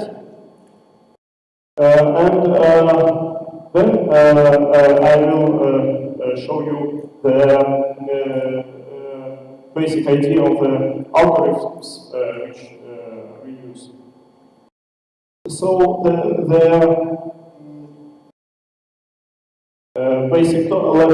basic idea of the top level algorithm is very simple. We goes through each level of nets and just determine the coordinates for each level. And what is interesting here is that we can use and we actually use no two-dimensional algorithm to draw the net within the layer. We just may to select the set coordinates implementation to use different algorithms. In our prototype, the shift is fixed, but of course it will be interesting to use variable shifts between the layers, and this shift can be computed based on, for example, the size of the nets.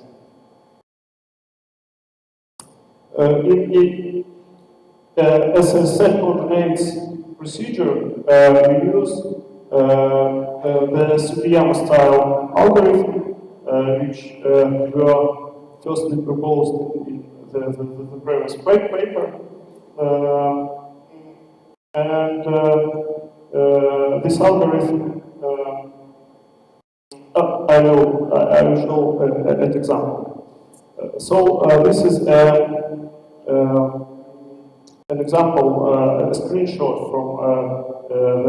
from the tool, and we have here 4 types, 4 arrows of 4 colors: blue arrow to red arrows, and arrows of green and orange colors. So how the algorithm goes through such a model? The top level algorithm, this one, corresponds to a blue level. So at the 0 step, we draw the system net, and after that we iterate other set of all element nets.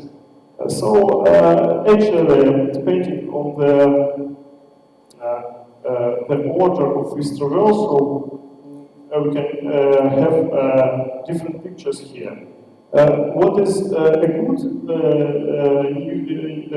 good thing for us is that we have no problem of aligning the layers between them, because for nested patronets we can just calculate the center point of each layer and then place this layer under the corresponding top. So this is an easy point, because for other types of models it's not so easy usually. Within the layer, the second traverse is this for each, and it corresponds to the red arrow. It starts at first it calculates the set of initial nodes within the layer, or if it can not, it says that it determines a random node as an initial one. And then it starts something like breathe first switch from this initial node or nodes in case when we have disconnected graph within the layer. And it's determining the positions for all the nodes which can be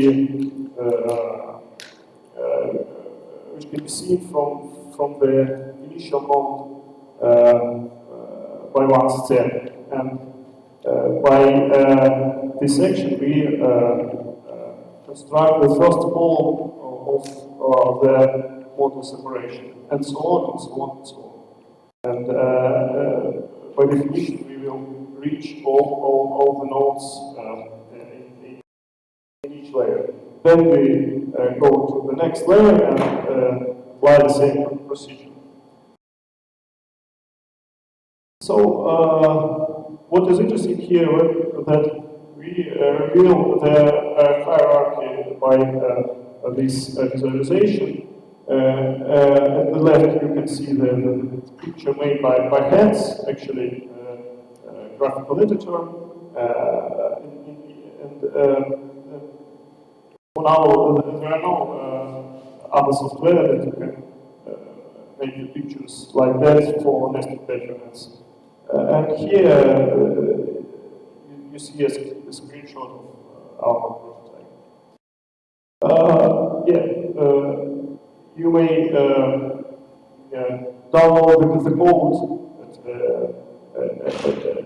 the GitHub of Yaroslav and try to play with it or use it in your developments.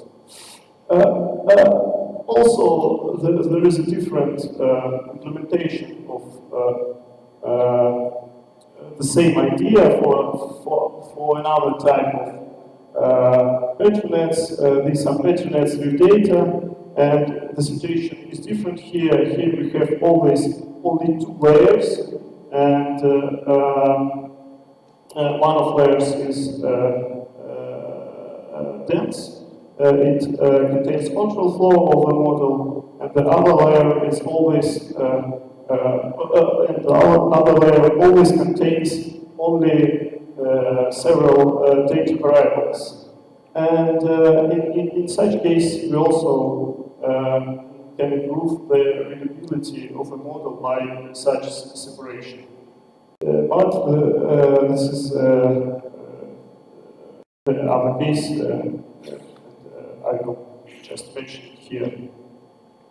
So there are, of course, to-dos in this project. For example, it is interesting to introduce other modeling notations in our setting. Today, the nested weighted automatas were mentioned, and for example, it's possible to try to visualize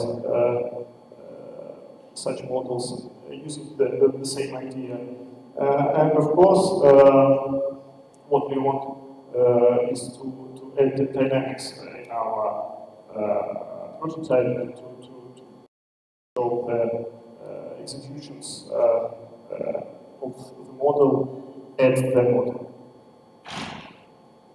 So I will skip it, and then I will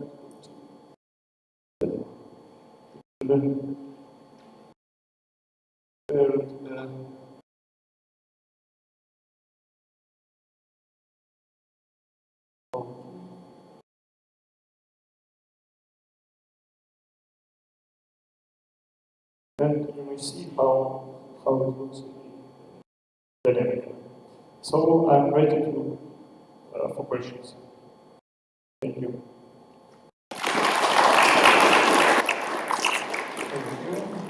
Interesting. Later time for questions.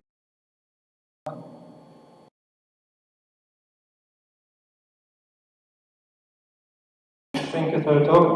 I'm really sorry to ask this question, but what does it have to do with software systems? You have shown us how to visualize nested Petri networks. Yes. What does it have to do with software systems which are in the title? Yes.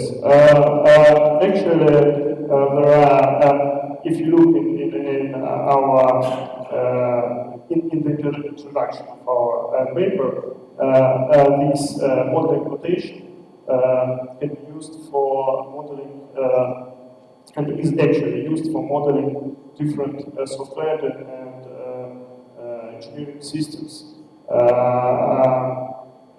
For example, there are plenty of works on using it for modeling multi-agent and distributed software systems. And actually, this prototype is a change in the more huge or more is a change in a larger framework to deal with models of software systems. So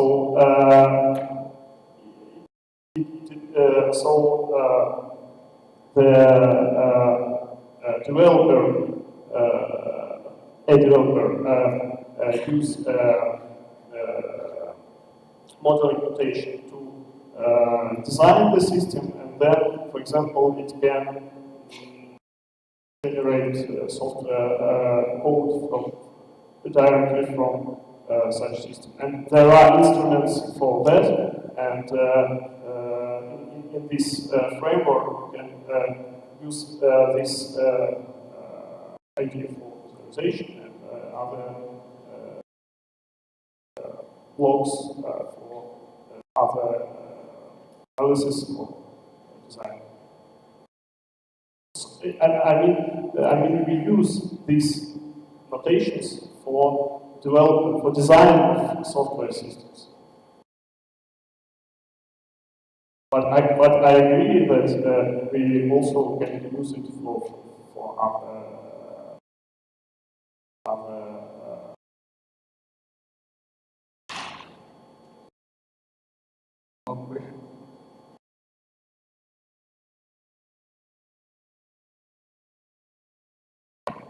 So probably kind of continuation of the previous question. Could you explain what do you do or what are you going to do with your graphical artifacts? So are there any connections back to the software elements from inside your graphical artifacts? What happens if we modify the graphical model or if we modify the software corresponding to this graphical model? How is it easy to have a proper modification of the software of the model? And the final probably question, let's imagine, so there is a kind of development process. You have some software, you have Ethernet-based representation, which probably would be equivalent. So you visualized your Ethernet. Is it so that the software modeled in such a visual way becomes more understandable for us as a result? So, but all these questions are around what are you going to do with your graphical artifacts as a way to improve the software development process? Yes, I suppose that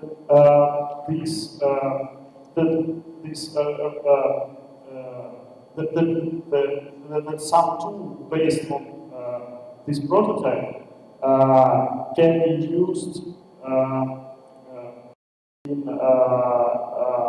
the tasks similar to the reverse engineering of software. The prototype is existing, but we have no industrial tool or something. Yes. You may look at the code and check that this is just a prototype tool. Of course, this is not an industrial implementation. So, how to say, have more research character of our work in the lab than the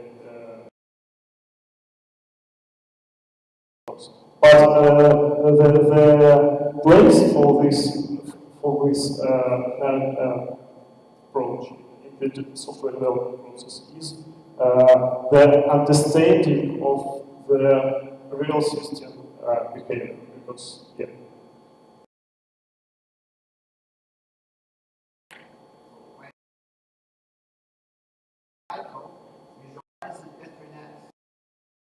Yeah, this is a good yeah. Yes, maybe yeah, of course, this is a good idea. Yeah, this would be better, but yeah. One more question. I wonder, is there any limit on the number of layers which is used to Of course, there are technical limits, and I think there are limits for human to engage. As I know, there are some works from psychologists which say that at the moment, 10 or something like that items in the head. So the good idea will be to show just important place for you and hide the outcomes. But of course, the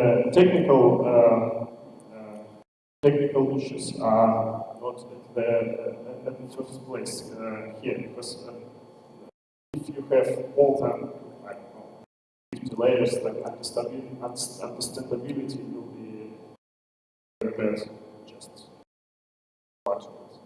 It is no sense to use such amount of layers. And I have a question. For now, as I see, the model is already decomposed to some elements. We are planning some algorithm for extracting nature of some elements from the planner and cohort model.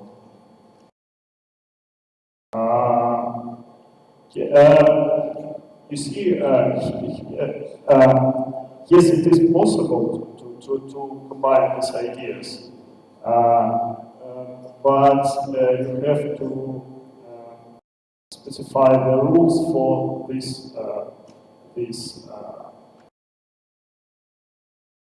For example, in one of the works, of the related works I've shown, the idea was exactly like they decompose the network nodes by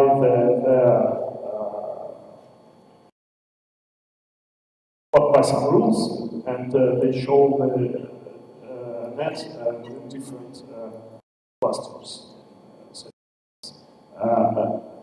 Here we have a natural rule for showing elements of the model in different layers by the definition of the model.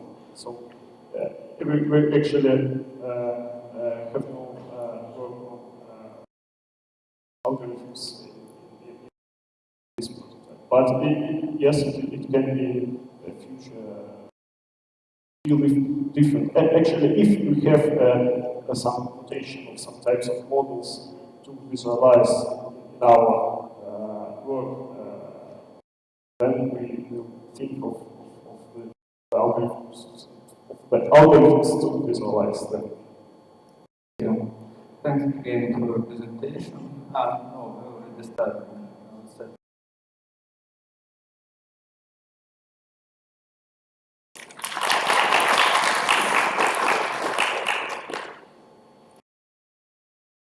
The first short paper is simple type-based areas analysis for real-life processes.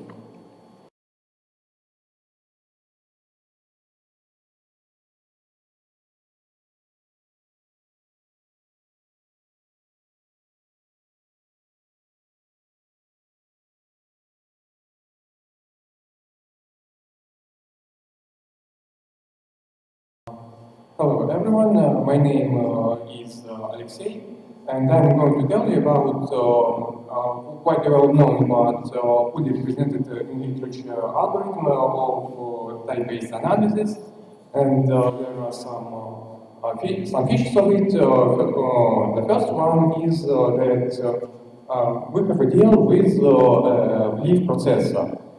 Belief is an architecture that means so belief itself means very long instruction code, and we're speaking about the boost processor. It can execute up to 23 instructions per tick. It's an in-order processor, and to execute some high-performance calculations, it has some hardware features like a special array access unit that can asynchronously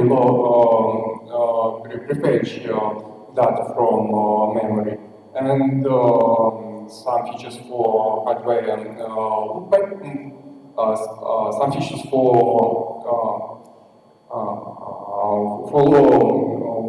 improving the speed of pipeline loops, and also some securities for disambiguating memory in the runtime.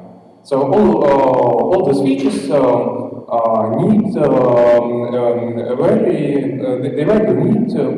very strong optimization compiler. So I believe architecture itself is based on the idea that all the optimizations are made not by the processor but by the compiler.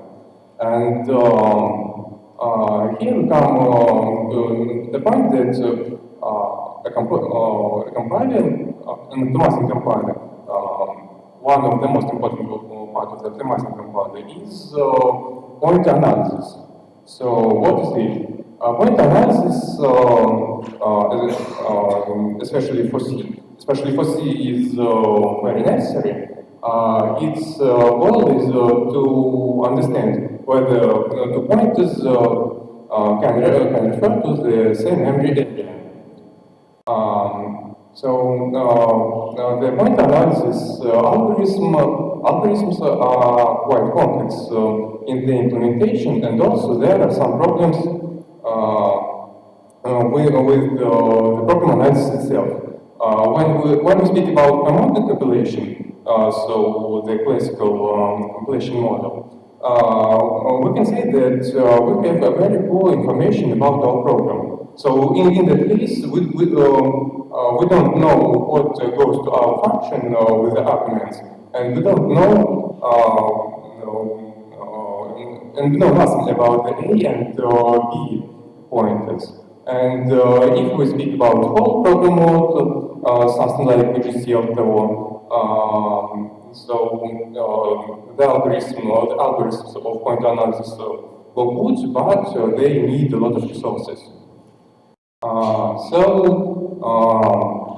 In C language, there are some rules that are called usually strict liaison. They say that simply they say that the pointers of different types always refer to the different memory areas. And optimizing compilers very like to use this rule. I'll present the implementation of this algorithm for LCC. It's the Eclipse C compiler. The main idea of algorithm is the following. We search all the operations we need. We detect the types of the objects they work with. Then we count compatibility vectors for these types, and then we assign the results to our operations. Later I'll show you the work of this algorithm on the concrete example. And now some characteristics of this analysis. So this point analysis, it answers us whether two pointers can refer to the same memory or not. It is intraprocedural, so we don't need block program information for it. It's flow and context insensitive, so we don't use the control flow and we don't watch at the functions call points. So it doesn't have memory modeling, and the result is represented as vectors. So you can see that it should be quite simple and quite cheap. And now let's look to the results of using this analysis. Here I have 4 columns. The first 2 columns are for LCC compiler and that is executed on the Eclipse system. And also I watched the work of this analysis on GCC for the Intel processor. So we can see that we got a very big speed up for the quantum, but that analysis didn't improve, the test didn't improve much. So this is the part of integer analysis, of integer tests. And this is floating test for floating point calculations. We can see that analysis, the test speed up is quite good, up to 2 times. So also we can see that most of speed ups are in the model, in the build mode. So we can say that this analysis is not very useful for the whole program mode. So watching the percents of the speed up, we can see that for Eclipse system it is very good, even for program mode. Even in this mode, we have a good improvement. The GCC for Intel has a bit, so it has no good improvement for this type of analysis. Also, when implementing this analysis, we have a few problems. The first one is that almost a lot of real software have strict license violations. So that leads us to implementation of the separate analysis that detects these violations and say to the compiler that we cannot use strict license here. And the other is the humans in C. They are very hard to analyze, so we just don't accept analysis to them. So let's look how it works. This is a code pattern for the quantum test. What can we see here? It's the function with one very simple loop, and actually it only reads field and writes a value to another field. But here is the problem. When we write the value, we have a store, and this store while we do not substitute the store with the first load of the array, we cannot apply the APP, so the array prefetching for this loop. So what should we do here? This is the example of the intermediate representation for this loop. So we see that we have few operations and the types of the object they work with. We have three types here, the pointer to struct in, struct1, the pointer to struct2, and the int type. So the analysis sees them, and when we got all the types, we build such table. The value 1 in this table means that the pointers of these two types can refer to the same memory. 0 means not. So here we can see that all the types do not intersect, and they do not refer to the same memory, so we can freely disambiguate them. Then we, the claims of this analysis are placed on the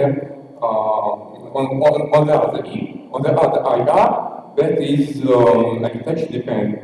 So it is quite close to the assembly. So we can see our load and one store, and we see alias vectors for these instructions. So we can see that the store, the last store and the first load may not refer to the same memory at all. So what we do then? We can understand that the first load is invariant for the loop and carry it out. So we carry it out, and also we can see the other interesting thing that we eliminated the second load and changed it to the move A instruction that loads the value not from memory but from a special array buffer. So these quite simple manipulations gave us an opportunity to improve this test at 17.5 times. Before we made strict license, we had weaker pipelining of the loop, we had some runtime optimizations of memory that in bad cases can slow down our program, and we couldn't prefetch the path. After we used strict license, we solved these problems. Almost all given tests have the same pattern, but with a bit more complex coding then. It's interesting that two tests are really Fortran tests, but they speed up too. That is because Fortran translates to C, and then we compile it as a C source. And also, a very interesting test is for Ray. It has no loops at all, in their code, in their code functions. So we speed up it only with the help of the typical optimization. The usual quick things of the street lighting is the following. We have street lighting analysis. After that, we eliminate loads in stores, and then other optimizations with the help of this eliminating can apply much better. Speaking about compile time, it's very cheap. About few percent of slowdown or even speed up in the whole program mode, and the memory for the results is linear to the number of operations. Summary, we can say that it is a very cheap analysis that doesn't need whole program information, and it helps us very much for belief system. It is conscious that it needs a very complex analysis for strict aliasing violations, and the analysis itself have a low precision. During this work, strict lighting analysis was implemented, and its impact of the benchmarks was analyzed. We can improve this analysis to work with the structure fields, and also it's very interesting to watch the stochastic violations in the real systems. And also, it will be interesting to make some analysis of precision of different point analysis. So, thank you. Now I can answer your questions.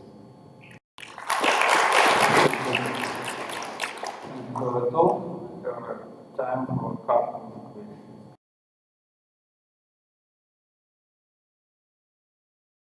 Actually, I have two questions, but they're pretty small. So the first thing, what's so hard about unions? Because intuitively, unions seem easier than structures because they simplify definition. Unions can strict lighting tools. They actually say about the type of memory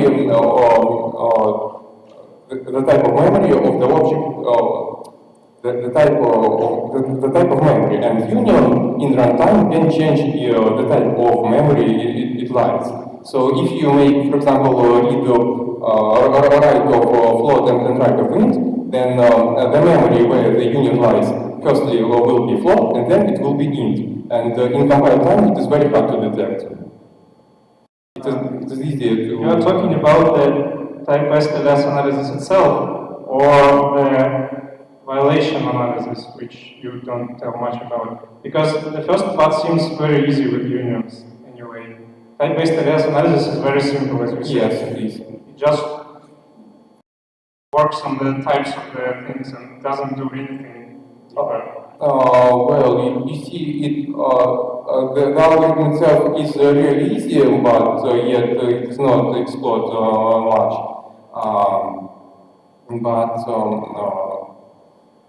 The analysis of the strict lighting violation is quite a separate thing, so it is not the target of this research.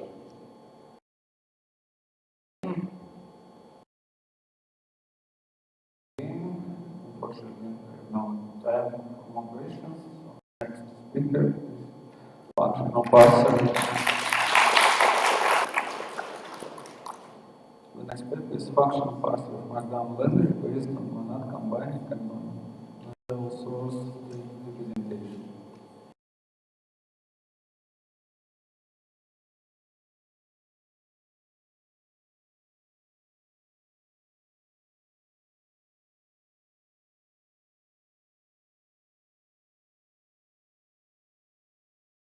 That's not my slide.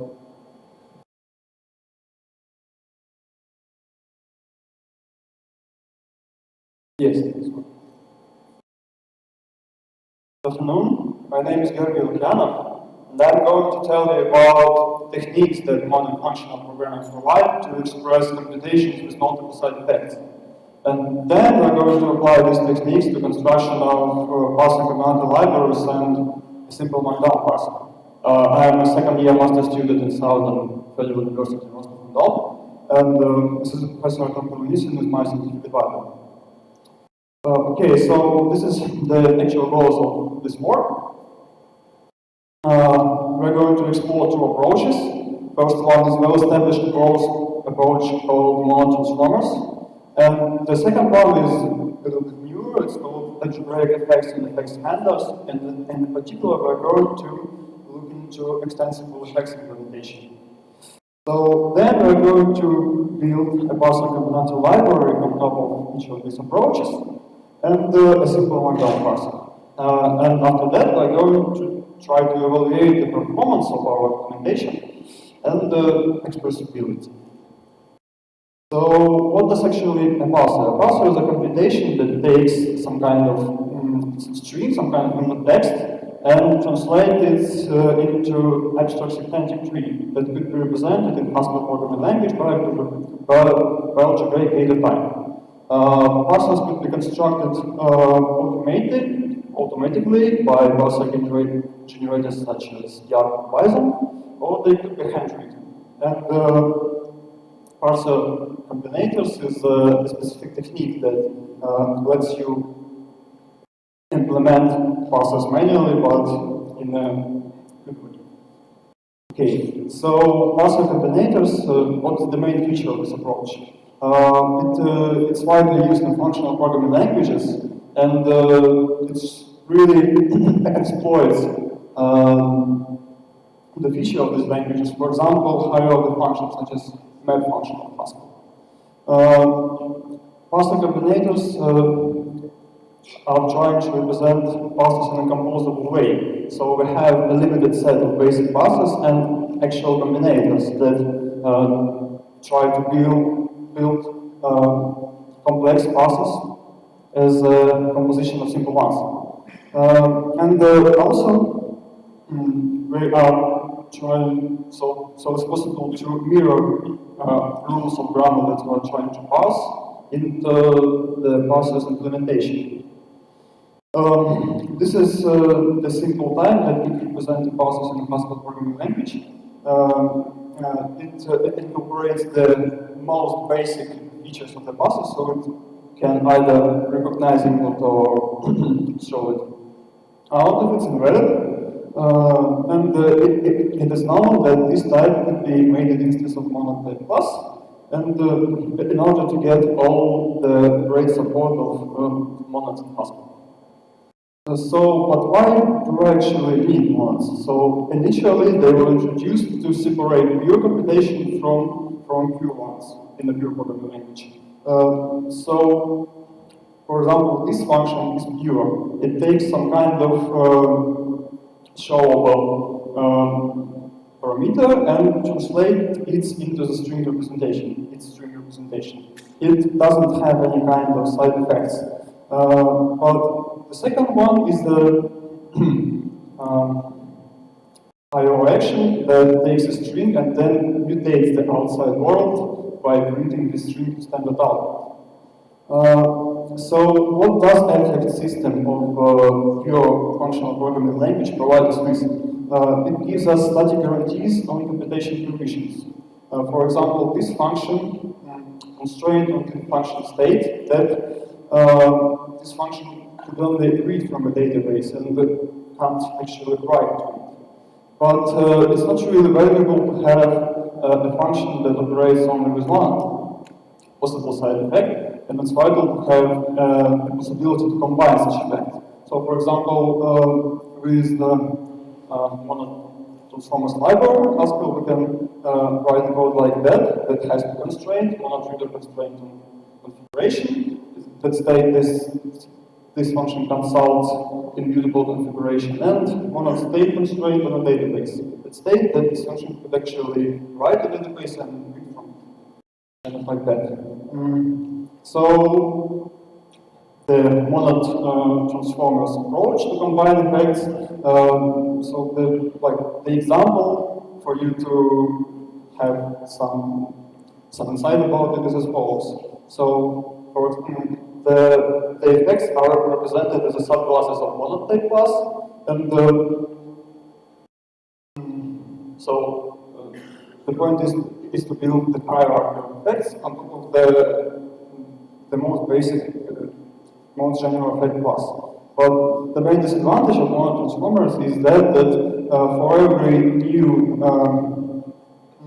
monad transformer, we need to implement as much instances, as much monad transformers we already do have. So it's actually like n-squared instances. And it's a lot of code to write if you would like to introduce a new effect. So extensible effect is a little bit different. They are based on such notion that is known as the free monads. Free monad is the most basic type that satisfies monad laws, the laws of monad type class. But it does it does nothing besides just sequencing computation in monad ways. So if we have a vector type, a type that has instance of functor type class, we can actually put it inside such a construction and acquire a type that has a monad instance for that. So actually now, when we have this machinery, we can actually represent the parser with monad transformers in this way. So we need the available computation represented by maybe type, and we need to add a state behavior to that. So we need a state transformer, state T. This is how we perform actual parsing. We supply an string and handle the state effect. This is for monad transformers. And now for extensible effects, we can represent the same behavior like that. So we have two constraints. We tell that our set of effects contains a real effect and a state effect. So for actual parsing, we need to specify this state effect explicitly. So this thing is called open union. So you could have a flavor of it from an episode of papers. And this actually has function instance and can be put inside of free monad instructions. So FRA essentially is a free monad.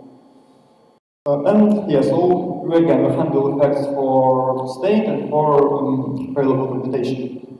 Now, the implementation of actual parsers it doesn't really depend on the underlying effect system. So first we need an unconditional consumer that consumes any character from the input without any restrictions and fails if there is no input left. And second, we need a conditional consumer that consumes a character only if it satisfies a predicate. These two are the most basics, and all the buses for characters are built on top of that. But now, to build something really interesting, we need a parser, so an actual parser combinators. So this is the alternative combinator that takes first parser, tries to apply it to the input, and if it fails, so it takes the second. And if the second one fails either, the entire alternative combinator fails. And to express notions like sequences of commands in programming language, we need a repetition combinator that takes a parser and applies it several times to produce a list of things that we want to parse. So now, this is the restricted grammar for Markdown language represented as Haskell data type without any things like indentation, just the basics in headers, paragraphs, lists, and quotes. And this is the actual implementation of Markdown parser, so it's just parser for document is a parser for a sequence of blocks, and the block is either a blank or header or paragraph or etc. And the header is just a sequence of hashes followed by an empty line. So this implementation mirrors the diagram. So this is the performance testing for Magdalena Bus implementation based on model transformers. It could be seen that this performance was tested on a file size like 10 kilobytes. So not really big, but it doesn't matter. So it states that it takes around 100 nanoseconds to pass the file, and unfortunately for free modes-based implementation, the situation is not just like that, because extensibility that free modes provide comes with a price, so it's actually like 3 orders of magnitude slower. To build puzzles more extensible, it's wise to introduce some kind of type class that abstracts the string operations in order to supply more high-performance string types for parsing.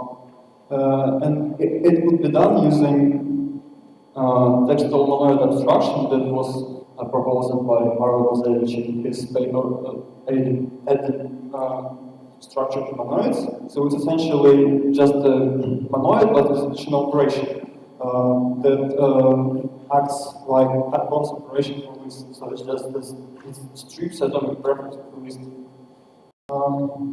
Yeah, so here's the slide that you can consult to access an actual implementation of libraries and to review the code if you would like.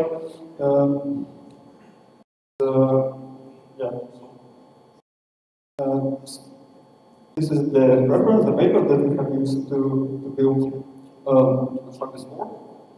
And yeah, so it's actually, is it? I'm ready for questions.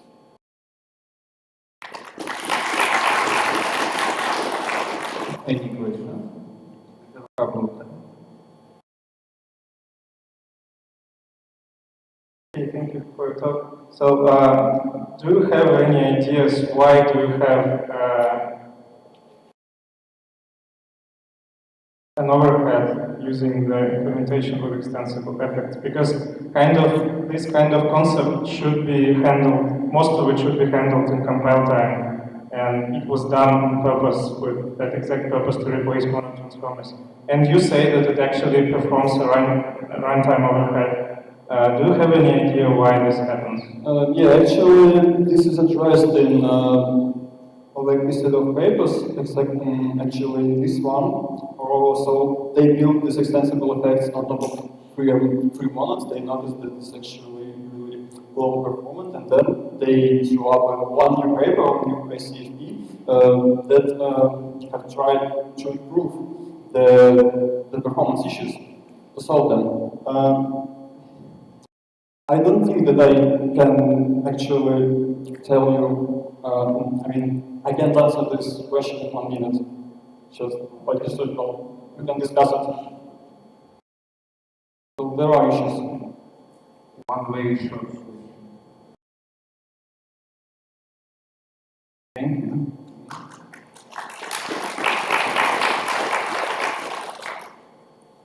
Our last talk is modeling of PLC programs by high-level cognitive engineering.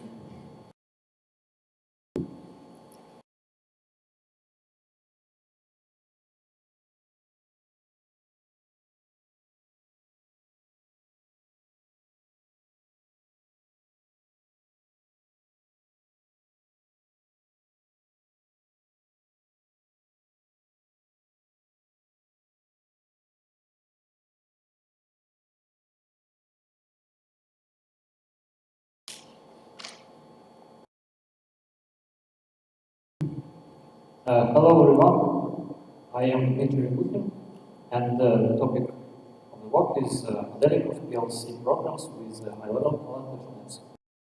In Yaroslavl State University, the theoretical mathematics chair, the approach to constructing and verification of discrete PLC programs is developed.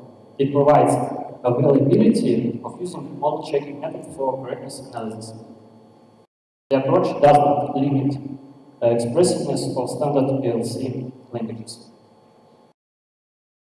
A controller is a reactive system. These systems have an initial state but don't have a final state. PLC repeats the execution of a user program periodically. First, reading from inputs, then executing the program and writing outputs. Controllers have a wide sphere of application from household appliances to industrial manufacturing.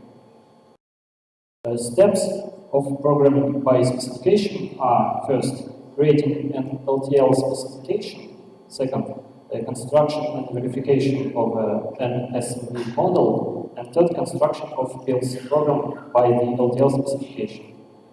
Here is an example of block for Boolean variable v for these steps. According to this approach, a value of each variable must change once at only one place in the program per one full execution of PLC working cycle. Therefore, changing the value of each program variable is represented by two explicit formulas and one implicit. The first LTL formula describes situation needing to increase the corresponding variable, second to decrease. The third formula is implicit and has a rigid form composed from elements of the first two formulas. It describes a condition in which a variable does not change its value per one pass of the working cycle. These formulas are constructive. A PLC program can be constructed from the specification which corresponds to the temporal properties expressed by these formulas. So PLC programming is reduced to building an LTL specification for each program variable.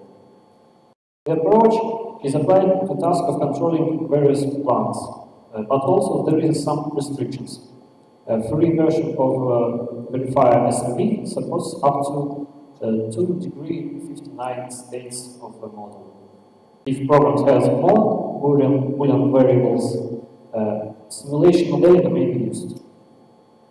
The proposed approach, PLC programming, allows to represent a PLC program as in a graphical form with high-level color patterns.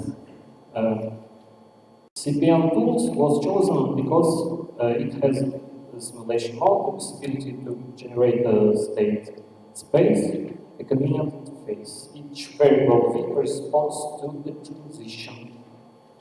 A common scheme of transition with possible segments is presented on the slide. Variables from all value condition, firing condition are placed in the input segment of the block. The variable v is specified in the output.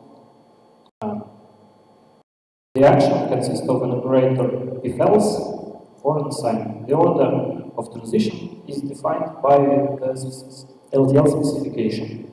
If input variables of one transition do not intersect with the input variables of another transition, they can be placed in parallel. An example of a PLC program is installation and preparation mixtures. The first component of the mixture is loaded from tank 1 through the valve 1 to initially empty reservoir until level sensor LS1 is reached. Then valve 2 opens and the second component is loaded from tank 2 until sensor LS2 is open. Thereafter valve 2 is closed. And next mixing occurs for some time. The mix function is determined by sensor MS. After the time, valve is and the product unloading takes place. Unloading is finished when the level sensor 0 is off. Valve is used for emergency drain of substandard mixture. Availability of components is determined by tank sensor 1. There is a battery net of PLC program controlling the installation. At the beginning of the net, there is an input block. Input transition is needed for correct model operation. It has incoming knobs with random tokens. Tokens are Boolean variables with true and false values. And CPM tools guarantees generation of various sets of input values. But to additional fine-tuning program model and BetterNet is needed for corresponding to the actual behavior of PLC program. We consider the class of PLC program with binary inputs and binary sensors. Consistent behavior of PLC sensors is described by two groups of LTL formulas. First group of LTL requirements to sensor behavior answers the question which must be values of the sensor S on a current working cycle. If the sensor is on and if the sensor is off. Templates of the LTL requirements is here where condition 1 describes the appropriate restrictions on the permissible values of the other sensors. The second group of LTL requirements to sensor behavior concerns cases of triggering sensors. LTL formulas give the explanation of what could be a reason of triggering and under what conditions it is possible.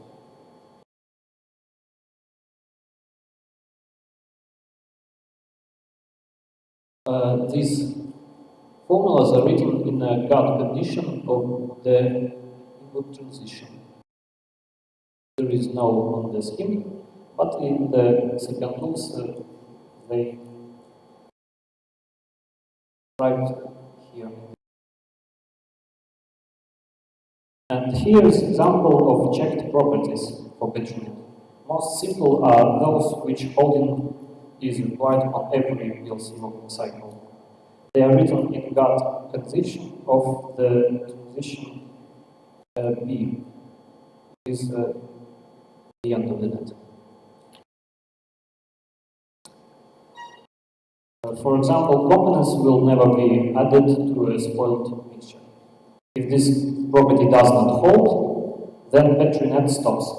Checking properties of the other form is an open question and is supposed to be implemented by adding transitions, auxiliary transitions and places into BetterNet. So CPM tools allows to represent PLC program in a graphical form to show data flows from inputs to outputs and to demonstrate dependencies between inputs, outputs, and program variables. Also, CPM tools provides a simulation mode. It implements the search of states where some specified properties don't hold. Furthermore, BetterNets can be considered as a specific PLC programming language. So, thank you.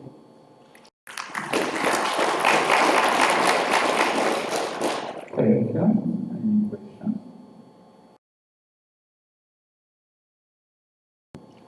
Yes, so thank you for the talk. If we compare your approach, what you proposed here, to what have been already done with the SME and everything, what advantages do you have? Sorry, what?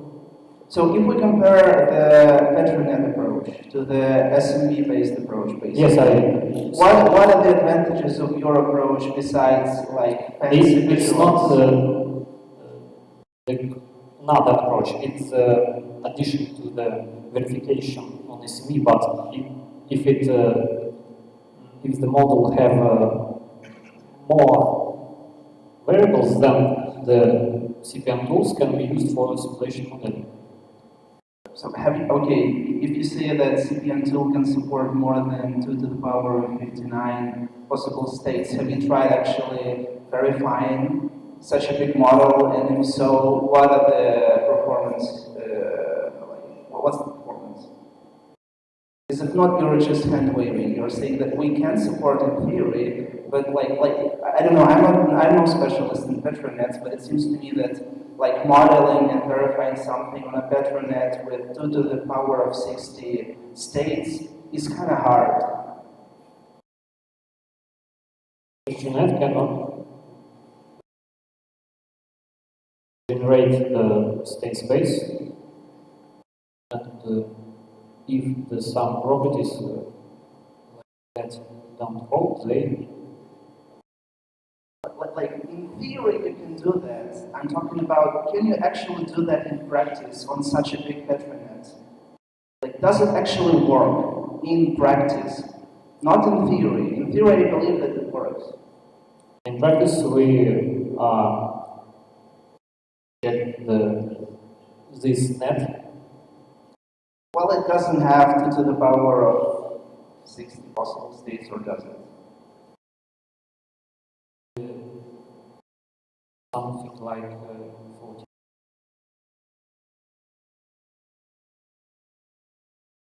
Questions?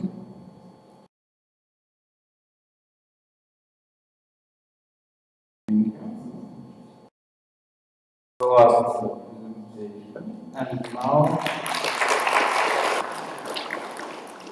And now we have a time for poster sessions which will be presented in the foyer. And please note that after lunch we will start next talk at 3 p.m.